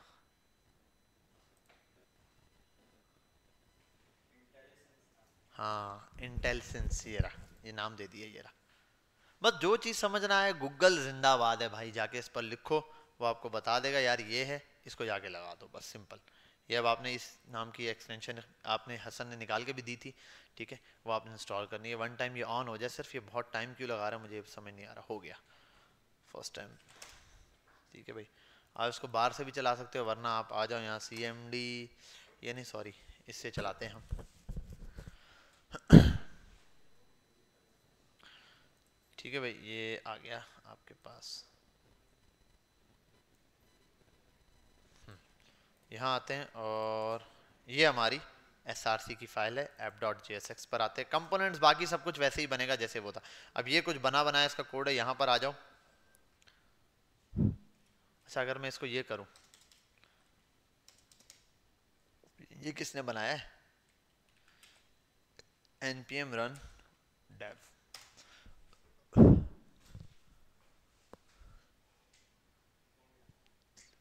होस्ट दे दी ये इसने। अच्छा, और नेक्स्ट चीज़ ये भी है कि ये जो है ना, अपनी होस्ट दूसरे उस पर चलाता है। अब इसका एक और डेमो भी बताता हूँ। रिएक्ट के अंदर आपने एक चीज़ देखी है, अगर आप एक एप्लीकेशन चलाओ तो चलती है, दूसरी एप्लीकेशन चलाओ तो वो एक चीज़ कहता है, क्या भाई ऑलरेडी इस नेटवर्क पे चल रहा है, ये चेंज करके दे देता है आपको। जो आप नई वाली चला रहे हो ना, पिछली को बंद करके आपको दे देगा, भाई जो आपने अभी चलाई है वो दे देगा। खैर इस पर आते हैं, कंट्रोल एंटर करते हैं, इसने ये दे दिया वाइट प्लस रिएक्ट की ऐप, ये आपके सामने रिएक्ट ऐप बना दी इसने।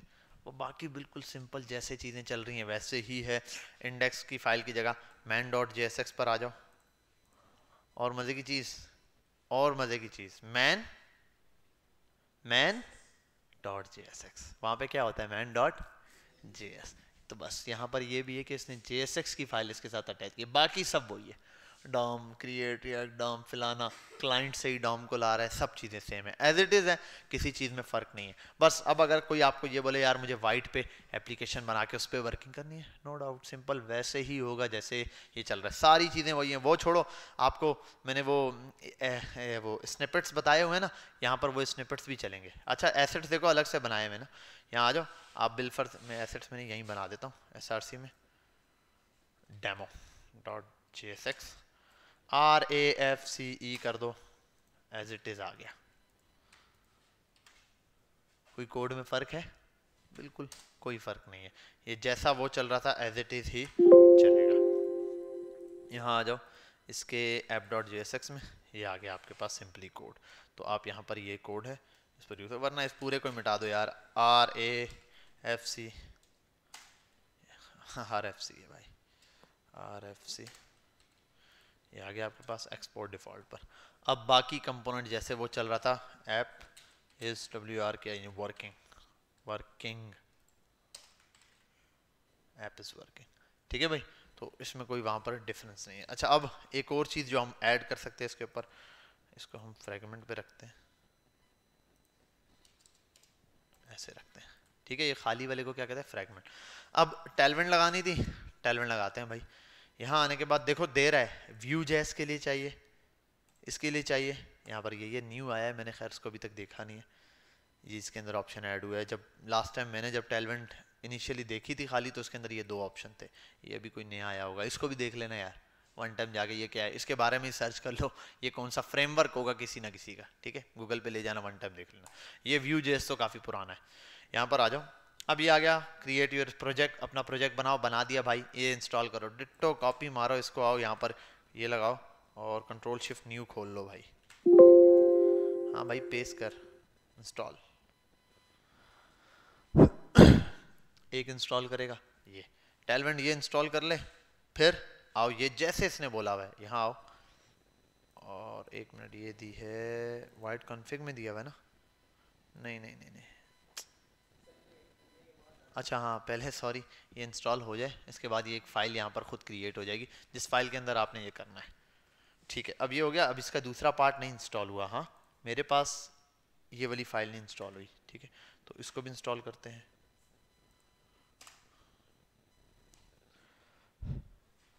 आ गई, ठीक है, टेलवेंट ये जैसे ही हुआ तो मेरे पास ये आ गई। इसके अंदर आते हैं, ये बोल रहा है ये रहा खाली है। कंटेंट में क्या है, कंटेंट में कह रहा है भाई ये चीज़ें ऐड करो, कि भाई कैसे प्रोजेक्ट आपका काम करे। एक ऑब्जेक्ट है एरे के अंदर, सॉरी ये है एरे बनाओ, इसके अंदर जाके ये वाला ऑब्जेक्ट पेस्ट कर दो, ठीक है भाई। ये आपके पास सिंपली ये चीज़ आ गई, एक ऑब्जेक्ट है उसमें ऐसे एक एरे बना दिया है जिसका एक कंपोनेंट ये रहा, ठीक है, इंडेक्स का, और दूसरा कंपोनेंट क्या है ये रहा, सही है, यहाँ तक कोई मसला? तो खैर ये हो गया। अच्छा TSX JS TS JSX TSX, JavaScript, TypeScript, Java syntax extension, TypeScript extension, syntax extension, ठीक है। तो ये तीनों इसके लिए है, ये जो वर्ड इसने दिए हुए, ये भी हो गया, और मैंने सेव किया है, हाँ सेव हो गया, और वट जो भी था यहाँ आते हैं ये।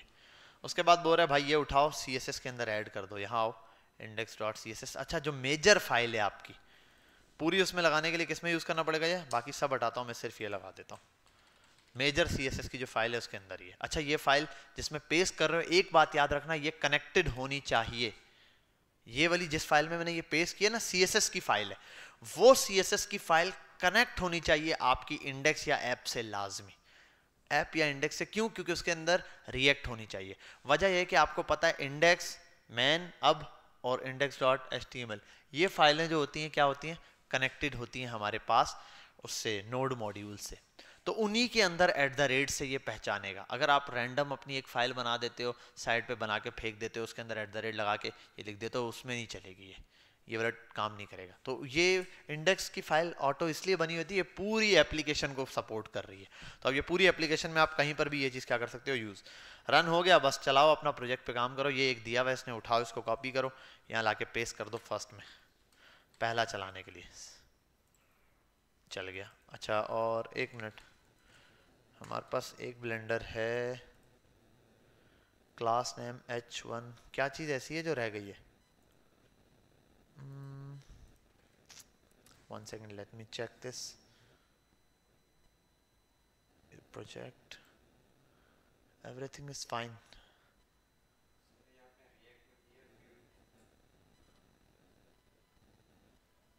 एक मिनट यार, इंस्टॉल। अच्छा एक ये भी है यार। 1 second 1 second 1 second, may be मैंने मेन फाइल में चेंजिंग की, इंडेक्स की फाइल में, तो भी हो सकता है। इसको वन टाइम चला कर देख लेते हैं। कंट्रोल फॉरवर्ड स्लैश, भाई ये लाओ आप बंद करो, control C Y, let me check, let's get started.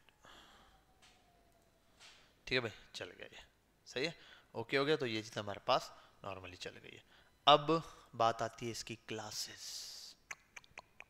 ठीक है, अब एक तो गूगल पे जाके ख्याली रैंडमली देख लेते हैं, क्लास टू सेंटर टैक्स क्या है, Tailwind CSS class to centre, क्या देता है भाई? टेक्स्ट अलाइन के नाम से इसने दिए, सारी प्रॉपर्टियां पास कर दी। ठीक है, टेक्स्ट लेफ्ट है, टेक्स्ट सेंटर है, इसको आओ कॉपी करते हैं। और ये मैंने जैसे ही लिखा पूरी इसने डिटेल दे दी, सारी चीज़ें A to Z। कॉपी कर, और कहाँ जा रहे थे, कहाँ थे हम? हाँ, that's the point, let's get started. Clear, खत्म हो गई कहानी। आपको टेलविंड CSS आ गई, बस। अब नहीं सर ये चीज़ सीखनी है भाई, अब मैं आपको टेलविंड CSS पूरी नहीं पढ़ा सकता, जैसे बूटस्ट्रैप पे 2 या 3 क्लासें लगा के हमने बूटस्ट्रैप सीखी। अब यहाँ आओ, इसके अंदर जो भी चीज़ आपने सीखनी है ना, यहीं से सीख लो। ये टाइपोग्राफी सारी चीज़ें दी हुई है, बिल्कुल डार्क मोड के लिए इसने सारी चीज़ें डिटेल में बताई हुई हैं। ये रहा, यहाँ जब फ्लैक्स दिए, ग्रिड है, दोनों एक साथ भी यूज़ कर सकते हो आप। बूटस्ट्रैप भी लगा दो, बूटस्ट्रैप का लिंक लगाओ जो क्लासेस उसकी हैं, लेकिन ये है कि देखना पड़ेगा कि कोई क्लास उसकी कन्फ्लिक्ट ना कर रही हो, मे बी। ये वन टाइम देख लेना। इसके ऊपर वैसे सर्च करने वाली चीज़ है, इसको चेक कर लेना वन टाइम यूट्यूब या गूगल पे, कि भाई दोनों अगर मैं एट अ टाइम लगा दूँ तो क्या इससे इफेक्ट आ सकता है। गुड है, ये एक इंटरव्यू का क्वेश्चन हो सकता है, सामने वाला बंदा पूछे एक ही प्रोजेक्ट में आप बूटस्ट्रैप और टेलविंड दोनों लगा दो तो क्या फ़र्क पड़ेगा। बस ये हो सकता है कि एक प्रोजेक्ट है, 2 CSS की फाइल लगा दो, कोई फर्क पड़ेगा?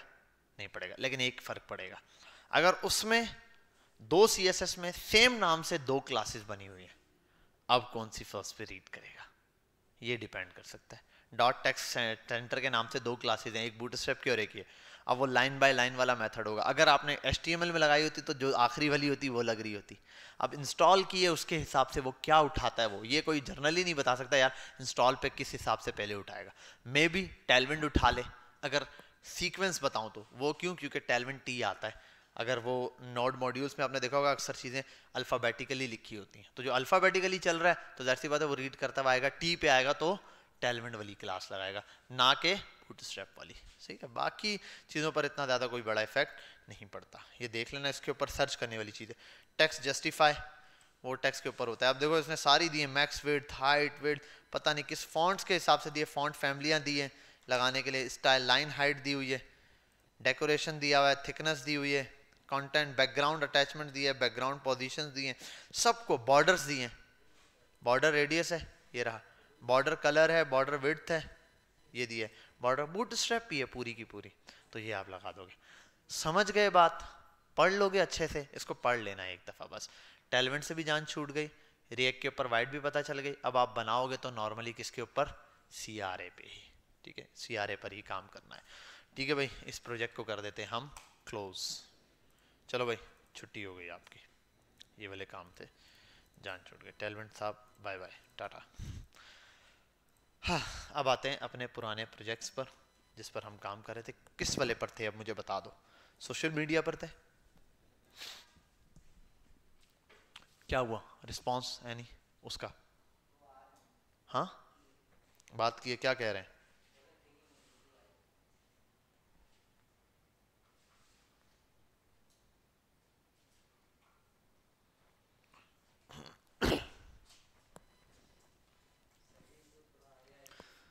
यार थोड़े से आगे आगे आ जाओ बच्चे दोनों, आप भी बस ऐसे ही आ जाओ आगे, स्क्रीन तो मेरी ही चल रही है, वो ऐसे पिक्चर ले लगे 500 बच्चे बैठे हैं। अच्छा अब आते हैं यहाँ पब्लिक सोर्स, हम क्या कर रहे थे इसको वन टाइम देखना पड़ेगा।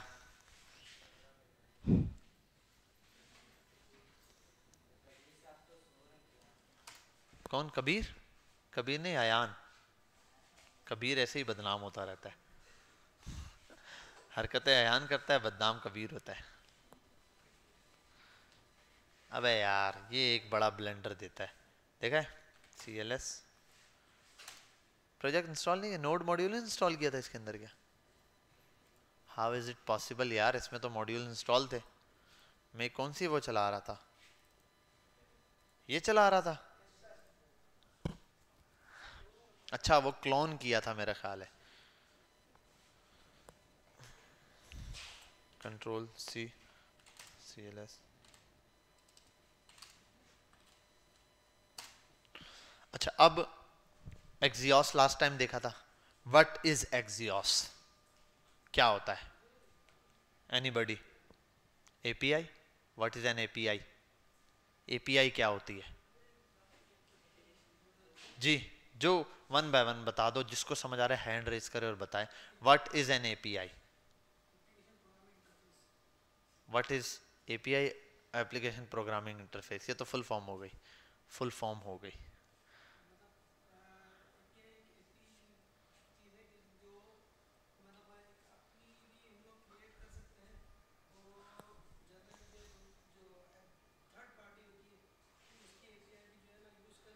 यार आप बता रहे हो बाइक क्या होती है, अपनी भी हम यूज कर सकते हैं और साथ वाले से लेके भी इस्तेमाल, ये नहीं। एपीआई क्या है? आपने जो मिसाल दी, देखो आपने मिसाल दी, एपीआई वो होती है जो हम अपनी भी बना सकते हैं और साथ वाले की भी यूज कर सकते हैं। खाना हम अपना भी बना सकते हैं, साथ वाले से लाके भी खा सकते हैं। अब खाना क्या था, क्वेश्चन मिस हो गया, कोई बात नहीं, मैं ये नहीं कह रहा कि वो, मैं समझा रहा हूँ कि आपके क्वेश्चन जो आपने किया ना वो ये, अब इसमें समझ नहीं आया कि खाना क्या था। असल मेरा क्वेश्चन था खाना क्या है, अगर एक्सप्लेन कर सकते हो दोबारा ट्राई करो, नो इशू। एपीआई जी, हाँ, शाबाश शाबाश शाबाश, जी जी। वर्ड्स पढ़ो, वर्ड पढ़ो उसको, फुल फॉर्म पढ़ो। API, application programming interface. अब एक्सप्लेन करो अपनी बात को। हाँ, जबरदस्त जबरदस्त, बेहतरीन। अभी किसी को एग्जांपल याद आई है, वन टाइम में रिपीट कर दूं या याद आ गई है? एपीआई है, जबरदस्त, शाबाश। देखो सिंपल मैंने बताया आपको कि एपीआई है एप्लीकेशन प्रोग्रामिंग इंटरफेस, ये इसकी फुल फॉर्म हो गई। एप्लीकेशन का इंटरफेस, यार इस एप्लीकेशन का इंटरफेस कितना प्यारा है, इसका नहीं है प्यारा, वैसे कह रहा हूँ बिल फर्स्ट, यार इजी पैसा की ऐप का अच्छा है, यार सादा पे की ऐप का अच्छा है, या मीज़ान बैंक की ऐप का अच्छा है, यार फेसबुक का इंटरफेस अच्छा है। ये कौन से इंटरफेस की बात हो रही है? यूआई की, यूआई वाले की। यूआई मतलब यूजर वाले इंटरफेस की है। अच्छा एपीआई का क्या मतलब है? एप्लीकेशन का प्रोग्रामिंग वाला इंटरफेस। एप्लीकेशन का प्रोग्रामिंग वाला इंटरफेस, भाई नाम लिखा हुआ आ रहा है, आपकी प्रोफाइल आ रही है। अब ये नाम और प्रोफाइल तो आपको दिख रही है, प्रोग्रामर को क्या दिख रहा है? प्रोग्रामर अच्छा 50 यूजर हैं, ठीक ठीक, एरे प्रिंट हुआ है, अच्छा हर यूजर का नाम है, पिक्चर है, ऑब्जेक्ट बना होगा और सब्जेक्ट में ये होगा, अच्छा हर पोस्ट के नीचे कमेंट्स हैं, कमेंट्स के उस ऑब्जेक्ट के अंदर एक पोस्ट का ऑब्जेक्ट बना, उस ऑब्जेक्ट के अंदर एक एरे चला होगा, जितना बंदा आके कमेंट कर रहा है वो उसमें पुश हो रहा है। मैं एज अ प्रोग्रामर अगर कोई सामने पोस्ट देखूंगा तो मेरे ध्यान में तो यही चीज चलेगी कि एक पोस्ट है, उस पोस्ट के अंदर एरे है, एरे के अंदर वो सारी पोस्टें प्रिंट हुई हुई है, हर पोस्ट का एक ऑब्जेक्ट है, उस ऑब्जेक्ट के अंदर जो भी डेटा डाला हुआ है वो है, फिर नीचे कमेंट्स है, तो कमेंट का एक एरे है, जो भी बंदा आके एक कमेंट करता है पुश हो जाता है। इसी तरीके से उसमें एक लाइक्स का एरे है, जो भी क्लिक करता है लाइक्स हो जाता है। उसके अंदर एक व्यू का एरे है, जिसके भी इस स्क्रॉलिंग से गुजर जाता है, वन टाइम किसी यूजर ने उसको व्यू कर लिया वो भी कैच हो गया, वन टाइम किसी स्क्रीन से गुजर गया वो भी क्या व्यू हो गया, ठीक है। और व्यू पे कंडीशन लग सकती है, जो इस पे क्लिक करे प्ले करे 3 सेकंड तक वो आप लगा सकते हो कि भाई जब क्लिक किया टाइमर चलेगा 1 2 3, इस फंक्शन को क्लिक करने के 3 सेकंड तक अगर यहाँ रहा पॉज नहीं हुआ ये तो काउंट कर लिया जाएगा, वो काउंटिंग 1 2 3 बढ़ जाती है। तो हर एक का लाइक्स का एरे अलग होगा, शेयर का अलग होगा, कमेंट का अलग होगा, लेकिन ये सब किस में होंगे, पोस्ट नाम के ऑब्जेक्ट में। और मजे की चीज, पोस्ट नाम का ऑब्जेक्ट भी नहीं होगा, पोस्ट नाम का भी एरे होगा। क्यों? पोस्ट नाम का असल में हर, देखो पोस्ट के एक पूरा एरे होगा जिसमें सारी पोस्ट आ जाएंगी जितनी आपने पोस्ट डाली पहले, लेकिन हर पोस्ट खुद एक ऑब्जेक्ट होगी। उस ऑब्जेक्ट के अंदर कमेंट्स एरे होगा, लाइक्स एरे होगा, शेयर एरे होगा, व्यू एरे होगा। समझ गए बात? ठीक है। अब बैक पर आते हैं। पोस्ट से ऊपर क्या होगा, एक और ऑब्जेक्ट होगा, वो क्या होगा, खुद यूजर होगा, है ना, यूजर होगा। मे बी कोई प्रोडक्ट है तो प्रोडक्ट होगी, यूजर है यूजर। अब यूजर से ऊपर क्या होगा, एरे होगा। तो एरे में ऑब्जेक्ट यूजर, यूजर के अंदर एक एरे पोस्ट, पोस्ट के अंदर हर एक पोस्ट का एक ऑब्जेक्ट, ऑब्जेक्ट के अंदर उसके अंदर एरेस हो सकते हैं। अब मे बी मल्टीपल, उस कमेंट के अंदर कुछ और हो सकता है, कमेंट्स के अंदर भी एरे हो सकता है। मतलब एक कमेंट आपने कर दिया, एक बंदा या आपके कमेंट के नीचे प्राइवेट कमेंट कर दिया।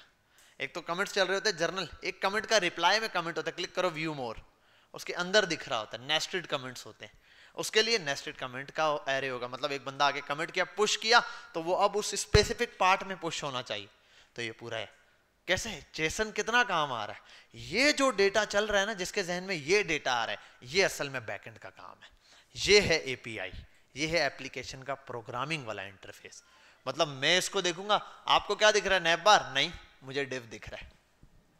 आपको क्या दिख रहा है, H1, मुझे यार कोई टैग दिख रहा है जिसके अंदर ये लिखा गया, मे बी पैराग्राफ हो सकता है, कुछ भी, वो मैं इंस्पेक्ट करूंगा, पता है मुझे जस्टिफाई कंटेंट स्पेस बिटवीन या स्पेस अराउंड दिख रहा है, ये चीजें दिख रही हैं।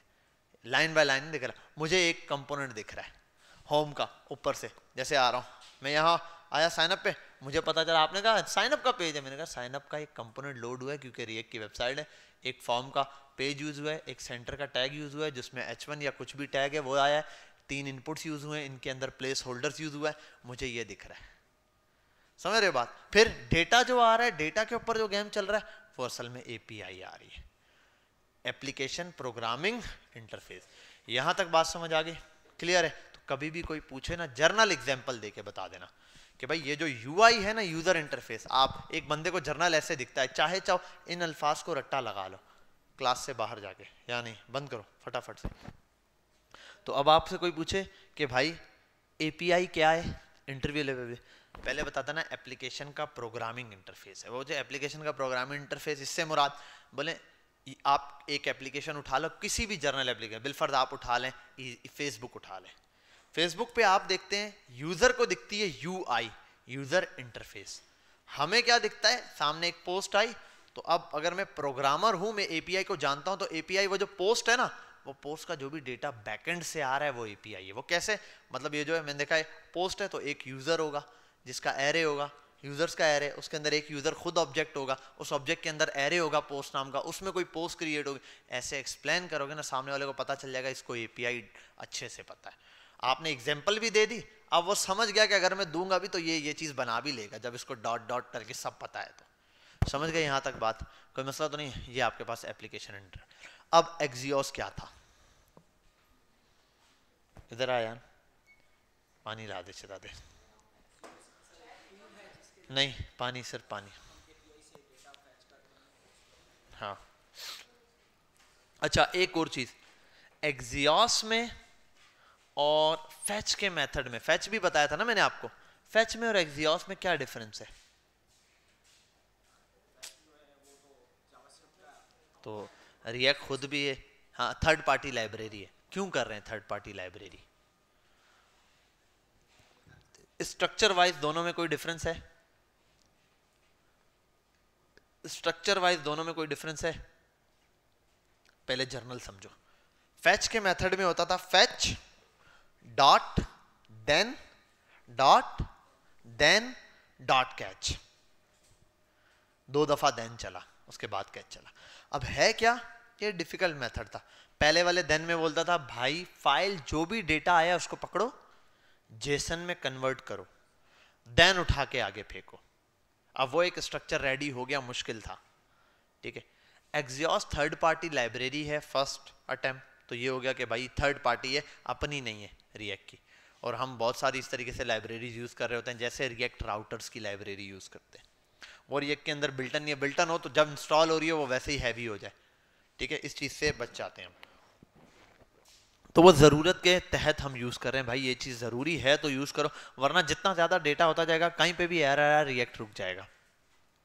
अब जब ये चीज़ आती है उसके अंदर आप जो ऐड करवा रहे हैं भाई, आपने बिल्कुल राउटर्स ऐड करवाए, आपने एक्सियोस, अब ये जो एक्सियोस है ना, ये असल में है एपीआई को इंटीग्रेट कराने के लिए एक मेथड है।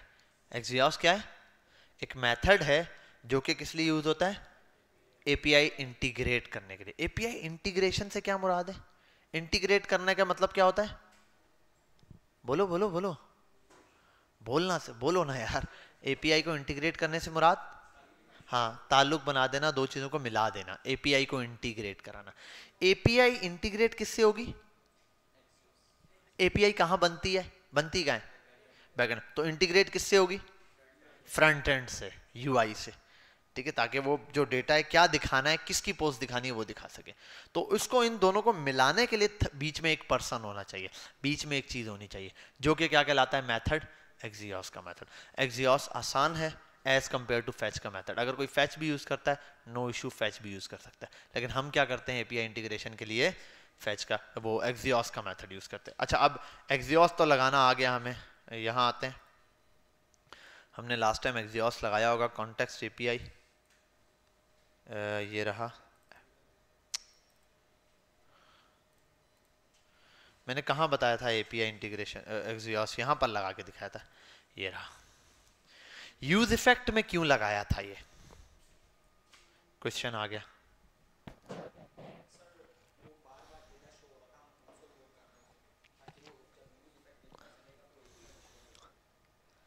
और कोई?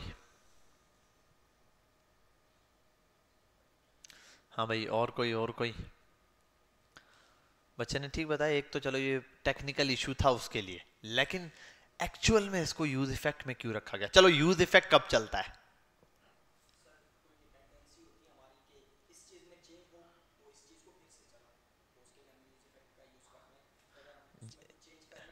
अगर डिपेंडेंसीज ना हो फिर क्या होगा? डिपेंडेंसीज तो देखो, यूज इफेक्ट क्या होता है? यूज इफेक्ट को नीचे जर्नली लाते हैं, आपकी बात को समझते हैं।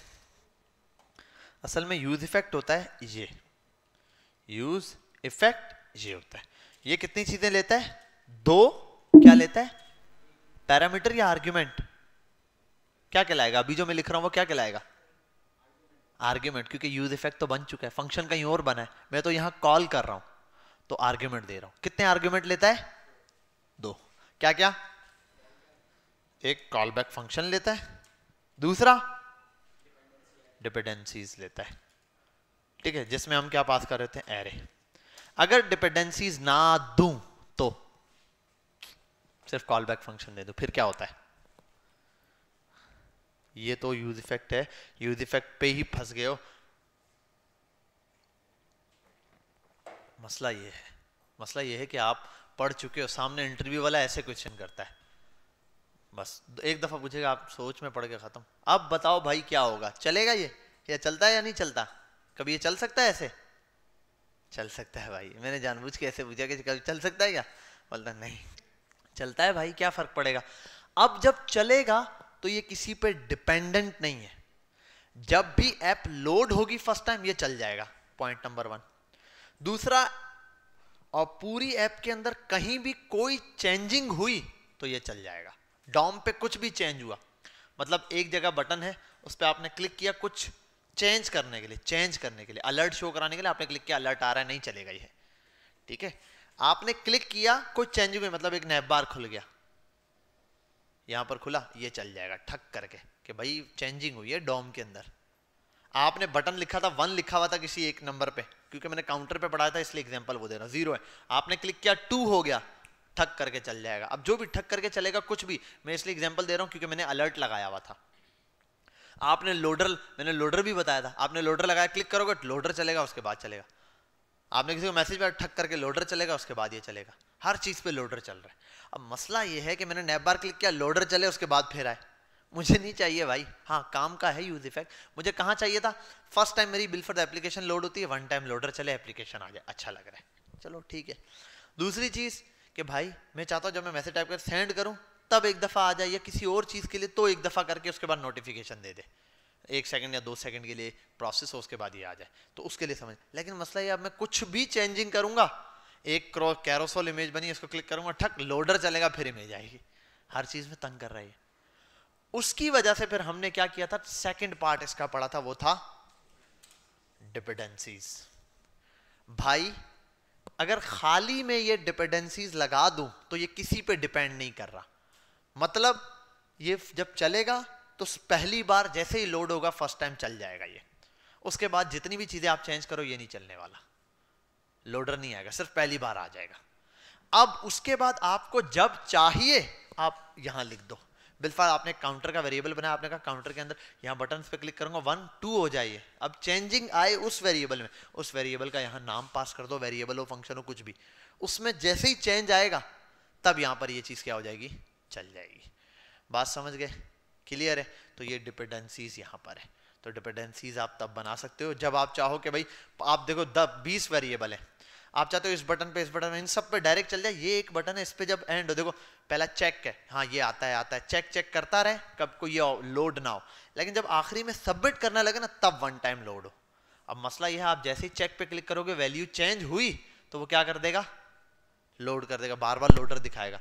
इसके लिए फिर सिर्फ और सिर्फ उस एक वेरिएबल का नाम यहाँ पास करो जिसपे आप चेंजिंग चाहते हो, जैसे ही चेंज होगा ये चीज यहाँ पर शो हो जाएगी।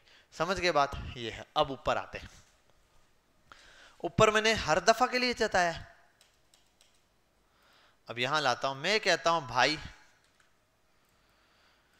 जब भी ये चले एक्सियोस, क्या चले, एक्सियोस, इमे मेरा जब भी पेज लोड होगा तो एक्सियोस चलेगा, जब भी पेज, क्यों, क्योंकि पेज लोड होते साथ पहला एक्सियोस है, भाई एक्सियोस चलेगा, एपीआई से डेटा लेगा तो खाना खुलेगा ना, समझ आई बात। पहले ही क्या होगा, जैसे ये खुलेगा फर्स्ट अटेम्प्ट में, वेबसाइट जैसे ही लोड होने लगी है तो पहला काम ये डेटा लेके आ जा भाई, पता कर सर्वर रिस्पांस दे रहा है या नहीं दे रहा। अगर आप पहले ये ना चलाओ तो पता है क्या हो जाएगा, पहले यूआई अगर रेंडर हो गई फिर पता है मसला क्या होगा, पोस्ट का सारा कार्ड वार्ड सब बन के आ गया, अंदर डेटा ही नहीं है, कमेंट सारे खाली सारी चीजें खाली, इमेज खाली, ठीक है, अब वो डेटा ही नहीं है, तो ये क्या करेगा, पहले डेटा मंगवा लेगा, फिर अगर डेटा नहीं आ रहा तो फिर एरर दे देगा भाई 404 एरर कि डेटा नहीं चल सकता, फिर पेज लोड ही नहीं करेगा, फिर दिखाएगा ही नहीं, समझे बात। तो फिर हम ये वाला काम करते हैं, अब जैसे लिखा server not responding 404 error something, जो आप देना चाहो वो यहाँ पर क्या कर सकते हो, दे सकते हो। तो सिंपल ये एक्सियोस है, इसमें आता है हमें रिस्पॉन्स मिलता है, इस रिस्पॉन्स के अंदर मल्टीपल। यहाँ तक बात क्लियर है, समझ गए बात, ये है। अब हम इस एपीआईज के ऊपर जाएंगे डिटेल में आगे इंशाल्लाह, जाके हमने एक्सियोस पर ये जितने भी बनाए हैं। अब एक्सियोस हमने क्या चलाया है, एक्सियोस डॉट गेट, जनरली इसके 4 से 5 मेथड होते हैं, कितने मेथड होते हैं, 4 से 5 मेथड होते हैं, जिनके लिए जनरली क्या वर्ड यूज होता है, आपसे मैं एक चीज शेयर भी करता हूं भाई, आपको एरे पर भी हर चीज पे मैंने एक ऑपरेशंस करवाए, 4 ऑपरेशंस होते हैं, उसको एक नाम देते हैं, क्या ऑपरेशंस करवाता हूं मैं हमेशा, 4 एरे पर भी करवाए, हर चीज पे यही 4 ऑपरेशंस होते हैं, क्या नाम है उनका, CRUD, क्रूड या क्रड ऑपरेशन हो गए। अब ये क्रड ऑपरेशन क्या होते हैं भाई, C फॉर क्रिएट, कोई डेटा क्रिएट करना। अब ये क्रिएट कहां यूज होता है, कहां यूज होता है, एक बंदा आया, यूजर अपने आप को रजिस्टर्ड कर रहा है, क्रिएट यूज होगा, ठीक है। एक यूजर आया पोस्ट बना रहा है, क्रिएट यूज होगा। एक यूजर आया मैसेज टाइप करके, आप व्हाट्सएप पे जब मैसेज टाइप करते हो क्या होता है, क्रिएट यूज होता है, समझ गए बात। ये हो गया क्रिएट का मेथड, सी वाला। R for read, data read करना, मतलब सामने वाले ने मैसेज भेज दिया है, मैसेज ले आया, आपको मैसेज दिखाना है, ये क्या है, रीड है। कोई भी चीज आपको पोस्ट दिख रही है, आप तो चलो कमेंट किया तो आपने सेंड किया, लेकिन आपने सेंड किया, सामने वाले के लिए क्या होगा, रीड, तो उसको दिखाना है, तो वो रीड का मेथड चलेगा। एट अ टाइम 2 मेथड है, आपने भेजा, उसने रिसीव किया, तो post gate, post gate, post gate, ठीक है। तो ये आ गया। अब नेक्स्ट चीज ये हो गया गेट CRU। अब U फॉर अपडेट। अपडेट में क्या होता है, बहुत है, एक पोस्ट या एक नाम पहले से दिया हुआ यूजर ने, यूजर वो नाम सिंपली क्या कर दे, चेंज कर दे। मतलब बिलाल सिद्दीक लिखा है, बोले यार कैंसिल करके बिलाल लिख देता हूँ, सिंपल क्लिक किया, पुराना डेटा रिमूव करना है, नया भेजना है, ठीक है। ये हो गया। इसके बाद लास्ट चीज CRUD, कोई पोस्ट डिलीट करनी, कोई कमेंट डिलीट करना, कोई पिक्चर डिलीट करना, कोई मैसेज डिलीट करना, वट एवर, कोई लाइक करके डिसलाइक कर देना, ठीक है। मतलब लाइक किया, क्लिक किया, वापस हट गया। डिसलाइक तो खैर नहीं होता, वो लाइक हट जाता है। तो यहाँ पर इस केस में तो ये वाली चीज हो गई। यहाँ तक बात समझ गए। अब इसके लिए ये मेथड्स यूज होते हैं। Axios dot gate, get method है असल में डेटा सिर्फ लेने के लिए। एक फॉर्म है, उसको एक बंदा रजिस्टर कर रहा है और लॉगिन रजिस्टर होने लगा है यूजर, तो कौन सा मेथड चलेगा, गेट या पोस्ट? क्या चलेगा, गेट या पोस्ट? पोस्ट का मेथड चलेगा, ठीक है, पोस्ट, क्योंकि डेटा भेजा जा रहा है। अच्छा, एक बंदा लॉगिन कर रहा है, क्या चलेगा,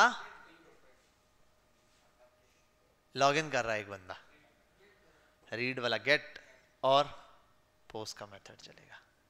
आप कंफ्यूजन हो गई यार, पोस्ट का मेथड चलेगा यार, बात सुनो, लॉगिन कर रहा है, कौन लॉगिन कर रहा है, यूजर कौन हो सकता है, बिलाल, हम। अब उसको कैसे पता कौन रीड कर रहा है, वो डायरेक्ट गेट का मैसेज भेजा, मैसेज भेज देगा? नहीं, आपने डेटा भेजना पड़ेगा कि भाई ये यूजर नेम है और ये पासवर्ड है, ये डेटा गया है, रिस्पॉन्स में क्या दो, बदले में ये दे दे, ठीक है, वो आ रहा है आपके पास। तो यहां पर कौन सा मेथड गया दोबारा डेटा भेजने के लिए, पोस्ट का मेथड। हाँ, मैं लॉगिन हो गया, मेरी प्रोफाइल वाला पेज आया है, प्रोफाइल पे मेरी पिक्चर, नाम, ये सब शो हो रहा है, यहां कौन सा मेथड चला है, गेट का मेथड चला है, रीड वाला, यानी कि गेट, रीड का मतलब गेट का मेथड है, तो ये गेट का मेथड चला है। और वो जो सेंड कर रहे थे वो क्या था, पोस्ट का। मैं समझा दूंगा, सेंड वाला भी आपको, ये एक लाइन लिखूंगा, आपको दोनों मेथड बिल्कुल इजीली समझ आ जाएंगे यार, अच्छा फर्क क्या है। देखो अभी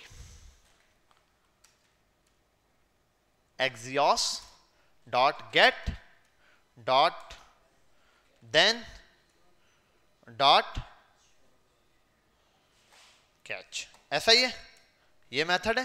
दोबारा इस पर आता हूं, यहां गेट ये और यहां से इंटर, ओके। गेट में क्या आता है, URL, यही है यहां, और यहां पर क्या आता है, एक कॉल बैक फंक्शन, बस मैंने ऐसे जर्नली लिख दिया। अब Axios का मेथड पढ़ते दूसरा, इसी को कॉपी करते। पोस्ट का मेथड भी यही है, गेट को कर दो पोस्ट, कोई मसला ही नहीं, सेम है। अब फर्क कहां है, फर्क एक चीज में, पोस्ट में देखो, गेट में क्या है, उस URL से डेटा ले आओ। एक बंदा है, बेटा वहां से जा पानी ले आ, ठीक है, ये क्या करेगा, क्या करेगा, जाएगा और पानी ले आएगा।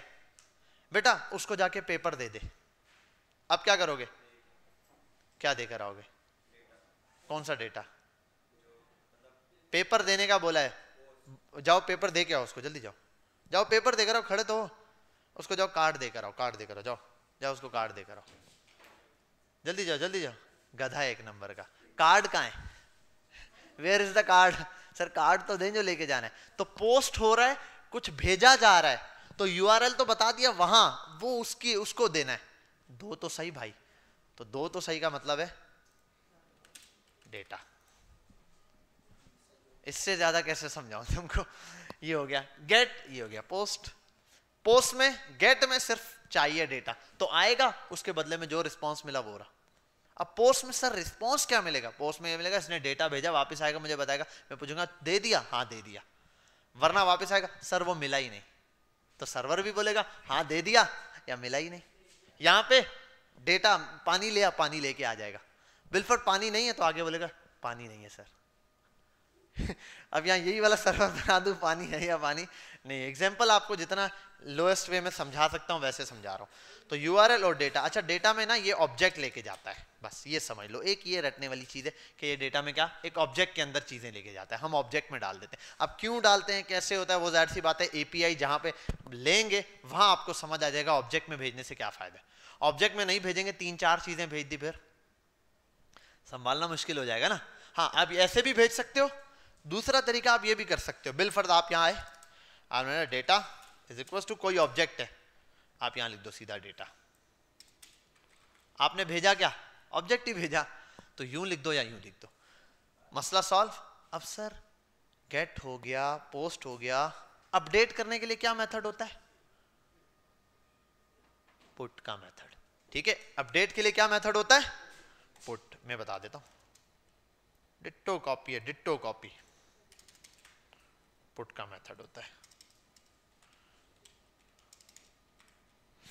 ठीक है, अब इसको आगे जाके खेलना पड़ता है कि भाई जब ये पुट चलता है तो एट अ टाइम 2 मेथड चलते हैं, ये भी अपडेट के लिए और एक और मेथड है। चलो अब पुट से भी पहले एक और चीज समझ लेते हैं। एक मेथड होता है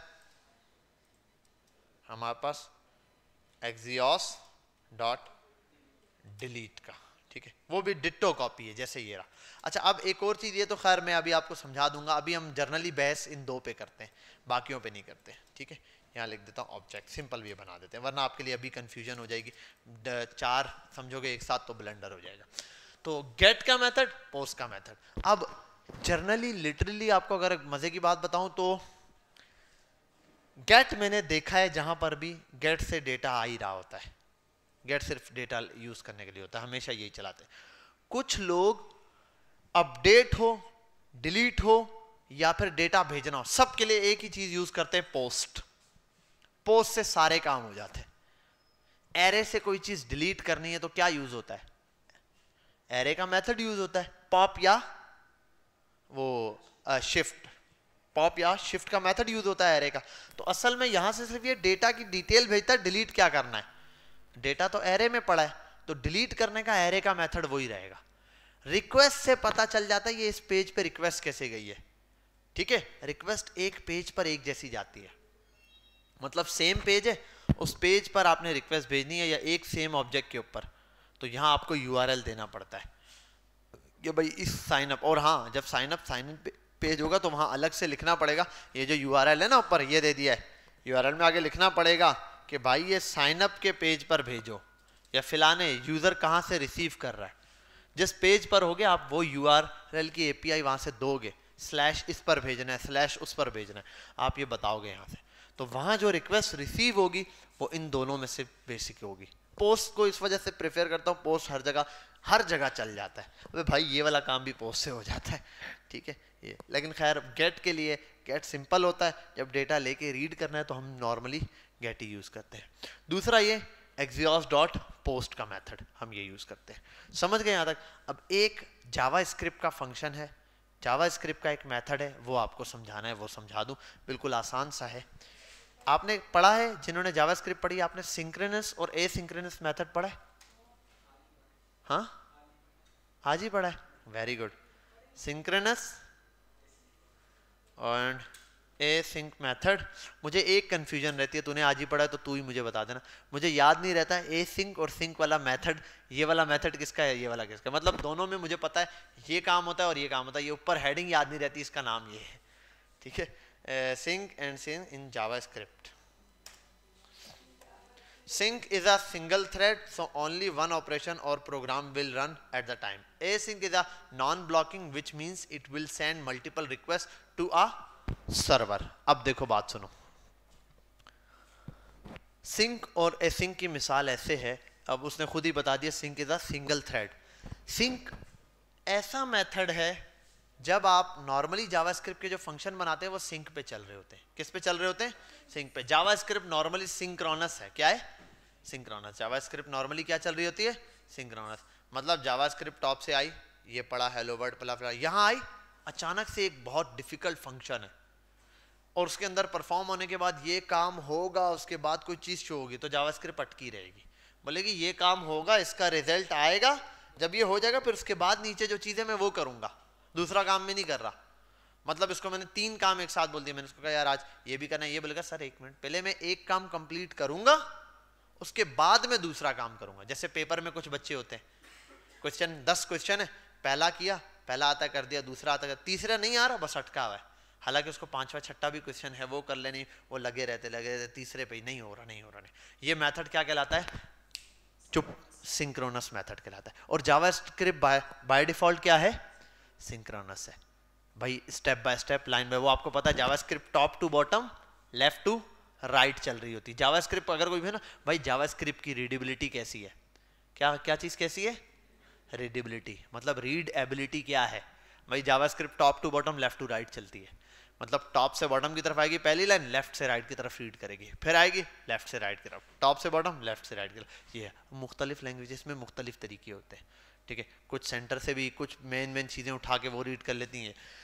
अब ये हो गया सिंगल थ्रेड है तो सिंक्रोनस है जावास्क्रिप्ट। लेकिन सिंक्रोनस में एक मसला है, मसला ये है कि कभी ऐसा हो गया आपने कोई फंक्शन परफॉर्म किया, एक बंदा है, आप देखो अक्सर वेबसाइट में आप जाते हो, यहाँ पर मैसेज लिखा, ठक करके आपने सेंड किया, उसके बाद रुकता नहीं, आप दूसरा मैसेज उठा के व्हाट्सएप के ऊपर 5-6 मैसेज एक साथ ठक ठक ठक करके सेंड कर देते हो। अगर इंटरनेट बंद भी है तो सबके आगे क्लॉक बन जाती है छोटी सी, है ना, सेंड नहीं भी हुए। तो कभी आपको ऐसा हुआ है आपने ठक किया, वो बोलता है दूसरे मैसेज पे पहले पुराना वाला सेंड हो जाए फिर करूंगा। तेरे पापा का नौकर नहीं बैठा हुआ, पहले पुराना सेंड हो जाए, वो रीड कर ले, फिर दूसरा देना।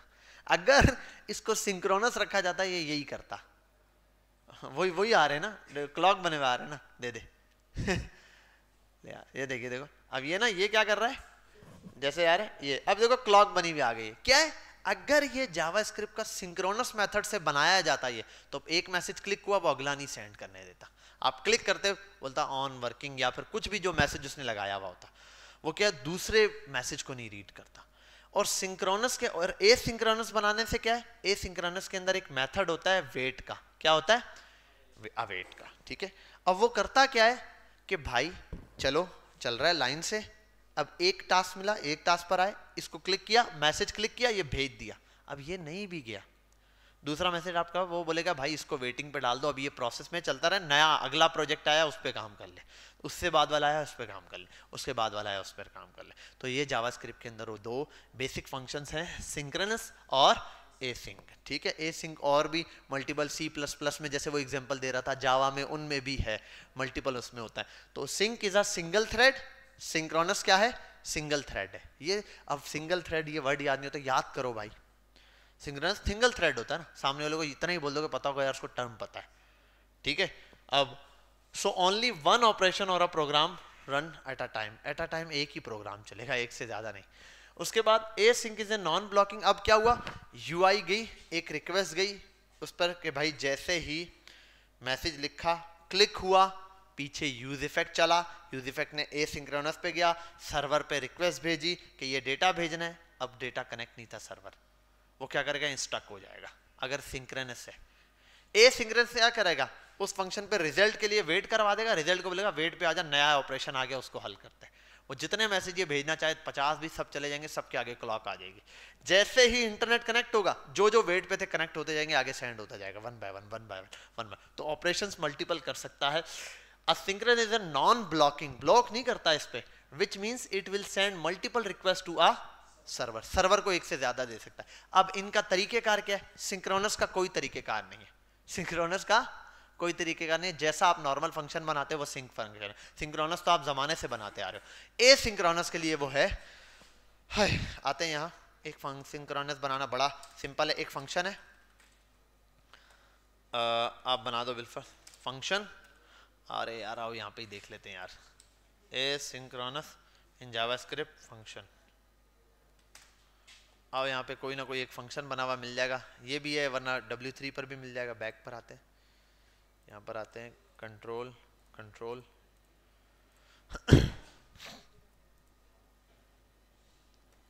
async and await make promises easier to write।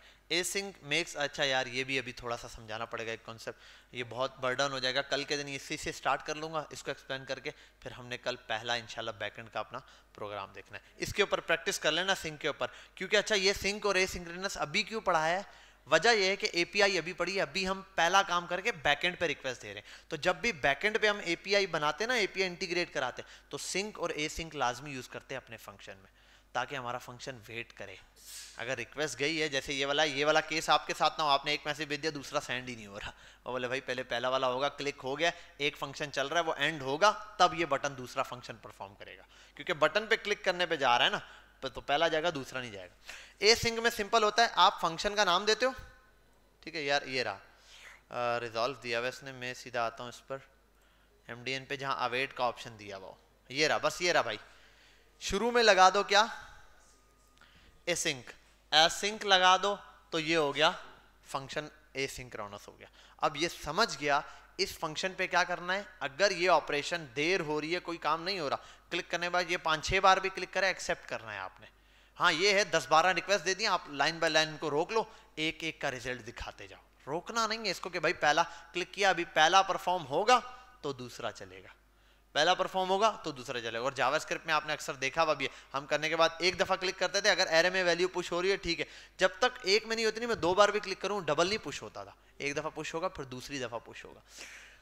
Asynchronous function ये डाला, फंक्शन से पहले सिंक्रोनस, जहां पर आपने रिजल्ट लाना है बिल्कुल ये है कि 2 सेकंड्स के बाद, तो इस पे क्या करेगा, रिजॉल्व कर देगा आफ्टर 2 सेकंड्स। इस पर इसने लगा दिया सिर्फ रिजल्ट, जहां आपका लग रहा है एग्जॉस्ट से वैल्यू गेट कर रहे हैं, टाइम लगेगा, उससे पहले आप क्या लगा दो, अवेट का वर्ड लगा दो, बस ये है। बाकी इसकी इंशाल्लाह प्रैक्टिकल एप्लीकेशन हम कल के दिन तसल्ली से देखेंगे, क्योंकि हम एपीआई लगाएंगे, फिर पहली छोटी सी एपीआई हम एक्सप्रेस पे एक्सप्लेन करके बनाएंगे। एक बना दूंगा, फिर आपको होमवर्क दे दूंगा कि भाई नेक्स्ट डे एक एपीआई बना के उसको लाइव करके अपने सर्वर से हेलो वर्ड या कुछ भी प्रिंट करा दो। समझ गए, क्लियर है, कोई मसला यहाँ तक? एनी क्वेश्चन फ्रंट एंड से रिलेटेड है तो पूछ लो भाई, अभी भी फ्रंट एंड आपका आज और कल का दिन है, आपको फ्रंट एंड से रिलेटेड कोई क्वेश्चन है आप पूछ लो भाई, सर ये इशू है डिज़ाइनिंग के हवाले से, वो भी पूछ लो, मैं रिकमेंड कर दूंगा ये चीज़ देख लो, ये चीज़ देख लो भाई। बूटस्ट्रैप के हवाले से मैं हमेशा एक चीज़ बताता हूँ, डिज़ाइनिंग में जितना हो सके बूटस्ट्रैप का और टेलविंड का ये जो फ्रेमवर्क से इनको ज़्यादा से ज़्यादा यूज़ करो, इनको अपने हाथ पे फिंगर टिप्स पे ना रट लो। और बूटस्ट्रैप के लिए मैं आपको एक बहुत अच्छा चैनल बता देता हूँ, अब मेरा ख्याल है ये इसने बूट स्ट्रैप 5 निंजा, ये निंजा का जो ट्यूटोरियल है ना, इसको बहुत अच्छे से देख लो भाई, जितनी ये आपकी हेल्प करेगा ना, चीता बना देगा आपको 20 वीडियोस के अंदर, इसमें आप मास्टर हो जाओगे, सिर्फ ये 20 वीडियोस देख लो इसकी, बूटस्ट्रैप के मास्टर हो जाओगे, आपको बूटस्ट्रैप का कॉन्सेप्ट ऐसे दिमाग के अंदर बैठ जाएगा, आप समझ जाओगे है इंग्लिश में पूरा, बस ये एक डिफरेंस है, बहुत हाई नहीं है, 5-5 मिनट की वीडियो है, 7 मिनट 6 मिनट, कहीं पर एक आध कोई ज़्यादा होगी वरना छोटी वीडियोज़ हैं, देखो 16 मिनट की एक बड़ी आई है, बस 7 मिनट 4 मिनट 3 मिनट बस, इसने हर एक क्रैश कोर्सेज से जीरो से बताया। मे बी बूटस्ट्रैप मिल जाए, यहाँ लिख देता हूँ टेलविंड निंजा, शायद इसने ये भी बनाया वो, अमेजिंग, 19 वीडियो के अंदर पूरी टेलविंड कवर करवा दी इसने, मैं खुद देखूंगा, ये मेरा टास्क हो गया, मैंने भी 1 टाइम देखना है, इसके अंदर दिमाग खोपड़ी के अंदर बैठ जाएगा आपकी टेलविंड का। मैं सोच रहा था, मैंने कहा इसने शायद बनाया ही, और ये इसने कब लगाया यार, कितना टाइम पहले डाली है वीडियो, है 3 साल पहले डाली है इसने, 3 years ago ना, हाँ यही 3 साल पहले इसने ये वीडियो डाल के रखी है टेलविंड पे, ये रही, ठीक है। तो ये आपके पास है, इसको तसल्ली से देखो, ये बहुत लेवल की चीज़ समझाता है, ये आपको एक दफ़ा बता देगा यार ये स्टेप्स है। तो इस वो चैनल को फॉलो कर लो, सब्सक्राइब कर दो, लाइक करना मत भूलिएगा। तो ये कर लो टेलविंड का और बूटस्ट्रैप का, ये दोनों डिज़ाइनिंग में मास्टर हो जाओगे। बाकी एनिमेशंस के लिए आपको एक चीज़ बता देता हूँ, किसी वेबसाइट में एनिमेशंस का मसला हो तो एनिमेशंस CSS एनिमेशंस, ये भी नहीं यार, एक चैनल है आई थिंक सो, हाँ ये दिस वन यार, ये बंदा है लेवल का, ठीक है, इसका नाम है वेब डेव सिंप्लिसिटी, क्या है सिंप्लीफाइड, इसका चैनल सब्सक्राइब कर दो। CSS पे बेहतरीन काम किया हुआ है, इंग्लिश में, बस इसकी इंग्लिश बहुत अच्छी है। निंजा वाला तो फिर भी यॉम चॉम कॉम करके बोलता है, उसकी इंग्लिश तो पता नहीं कौन सी जबान का है वो, शायद उसकी इंग्लिश है, ये बहुत अच्छी क्लियर वर्ड बोलता है। First of all you have to, ऐसे क्लियर एक एक वर्ड को और इतने सुकून से बोल के आपको समझाएगा, आपको बात समझ आ जाएगी इसकी। और मेरे ख्याल है सबटाइटल्स ने ऐड किया हुआ होगा, ऐड किया तो यार ऑन कर लेना, ये रहा रेस्ट एपीआई, एक एक चीज़ के बारे में भाई, एपीआई बनाया सब कुछ। अब खैर मुझे ये सीएसएस के हवाले से बेस्ट लगा है, एनिमेशन खास तौर पे एनिमेशंस ने लेवल की कराई हैं, ये वाली और फिलानी डिमकानी। तो आपके जहाँ प्रोजेक्ट में एनिमेशंस आए ना फ्रंट एंड पे, वो यहाँ आके इस चैनल पे देखो, इसने लाजमी हल बताया होगा। एनिमेशंस के लिए ये देख लो, बूटस्ट्रैप की जर्नल नॉलेज के लिए निंजा देखो, टेलविंड की जर्नल नॉलेज के लिए निंजा देखो, और जावा स्क्रिप्ट के लिए यार मैं आपको जावा स्क्रिप्ट में थोड़ा सा ये है कि अगर जावा स्क्रिप्ट में आओगे ना, बेसिक जावा स्क्रिप्ट, वैसे तो जब यार जावा स्क्रिप्ट में रिकमेंड यही करता हूँ कि हमने बहुत ज़्यादा डिटेल में पढ़ाई हुई है, मैंने पढ़ाया हुआ है, जो मैंने जावा स्क्रिप्ट पढ़ाई है उसके अंदर ये है कि मैंने मल्टीपल जगहों से पढ़ाई है, मैंने 7-8-10 कोर्सेज देख के इसको भी देखा है, टैग गन वाले को भी देखा है, उसको एक और आता है सर हुसैन के नाम से, उसको देखा है, याहू बाबा को देखा है, एक इंग्लिश बाहर का है उसको देखा है, ये उसके बाद डॉक्यूमेंटेशन पढ़ी है। इतने लोगों का देखने के बाद ना फिर मुझे जावा स्क्रिप्ट के अंदर बहुत सारी एग्जांपल आती हैं, इसलिए मैं छोटे छोटे टाल देता ना, मेरे जहन में किसी की भी एग्जांपल आ जाती है। ये बंदा है देखने के लिए, ये रहा, अगर इसको देखोगे ना, ये जावा स्क्रिप्ट लेवल की पढ़ाता है भाई, प्रोग्रामिंग विद मॉश। तो मॉश की जो जावा स्क्रिप्ट है ना, लेवल की है, इसको देख सकते हो आप, और ये आता भी उस पर है। अच्छा, ये हमारे यहाँ सर कोड विद हैरी तो टॉप पे आया, वो वजह है हम उसमें बैठे हैं, एशिया के अंदर हैं, तो पाकिस्तान में या इंडिया के अंदर आप सर्च करोगे ना सर्वर पे, तो ये इनको ज़्यादा रिकमेंड करते हैं कि उर्दू बोलने वाले। इसके अलावा आप कहीं भी जाके लिखोगे तो तकरीबन मॉश ही टॉप पर आएगा, सर्वर चेंज करके भी देखोगे तब भी मॉश टॉप पर आएगा कोडिंग के लिहाज से। तो जावा स्क्रिप्ट के लिए ये रिकमेंड करूंगा, इसको भी देख लो। जावा स्क्रिप्ट के लिए मॉश का चैनल, एनिमेशन के लिए जो बताया वो code with web dev web simplified वो, और उसके बाद निंजा बूटस्ट्रैप 5 और टेलविंड CSS 5, ये देखो, ये तुम्हारे लिए है। जितना मैं इस वजह से कह रहा हूँ, अभी बैकएंड पढ़ोगे ना तो बैकएंड में कुछ चीज़ें होंगी थोड़ी थोड़ी स्टेप बाय स्टेप समझना, तो अभी आपके पास टाइम होगा, आपने थोड़ी सी API बनाई, ठीक है, उसको कनेक्ट करने के लिए डिजाइनिंग पर इन पे काम करो। चौथा, अपनी कम्युनिकेशन वाले पे मल्टीपल वीडियो देखोगे, और एक और चीज़ कि बिहांस पे जाके प्रोजेक्ट्स बनाने करेंगे इंशाल्लाह। गला सूख गया मेरा, बिल्कुल एंड चल रहा है, लेकिन समझाना लाजमी था जी। कौन बंद करो है, उन्होंने कह दे I am in class, talk to you letter.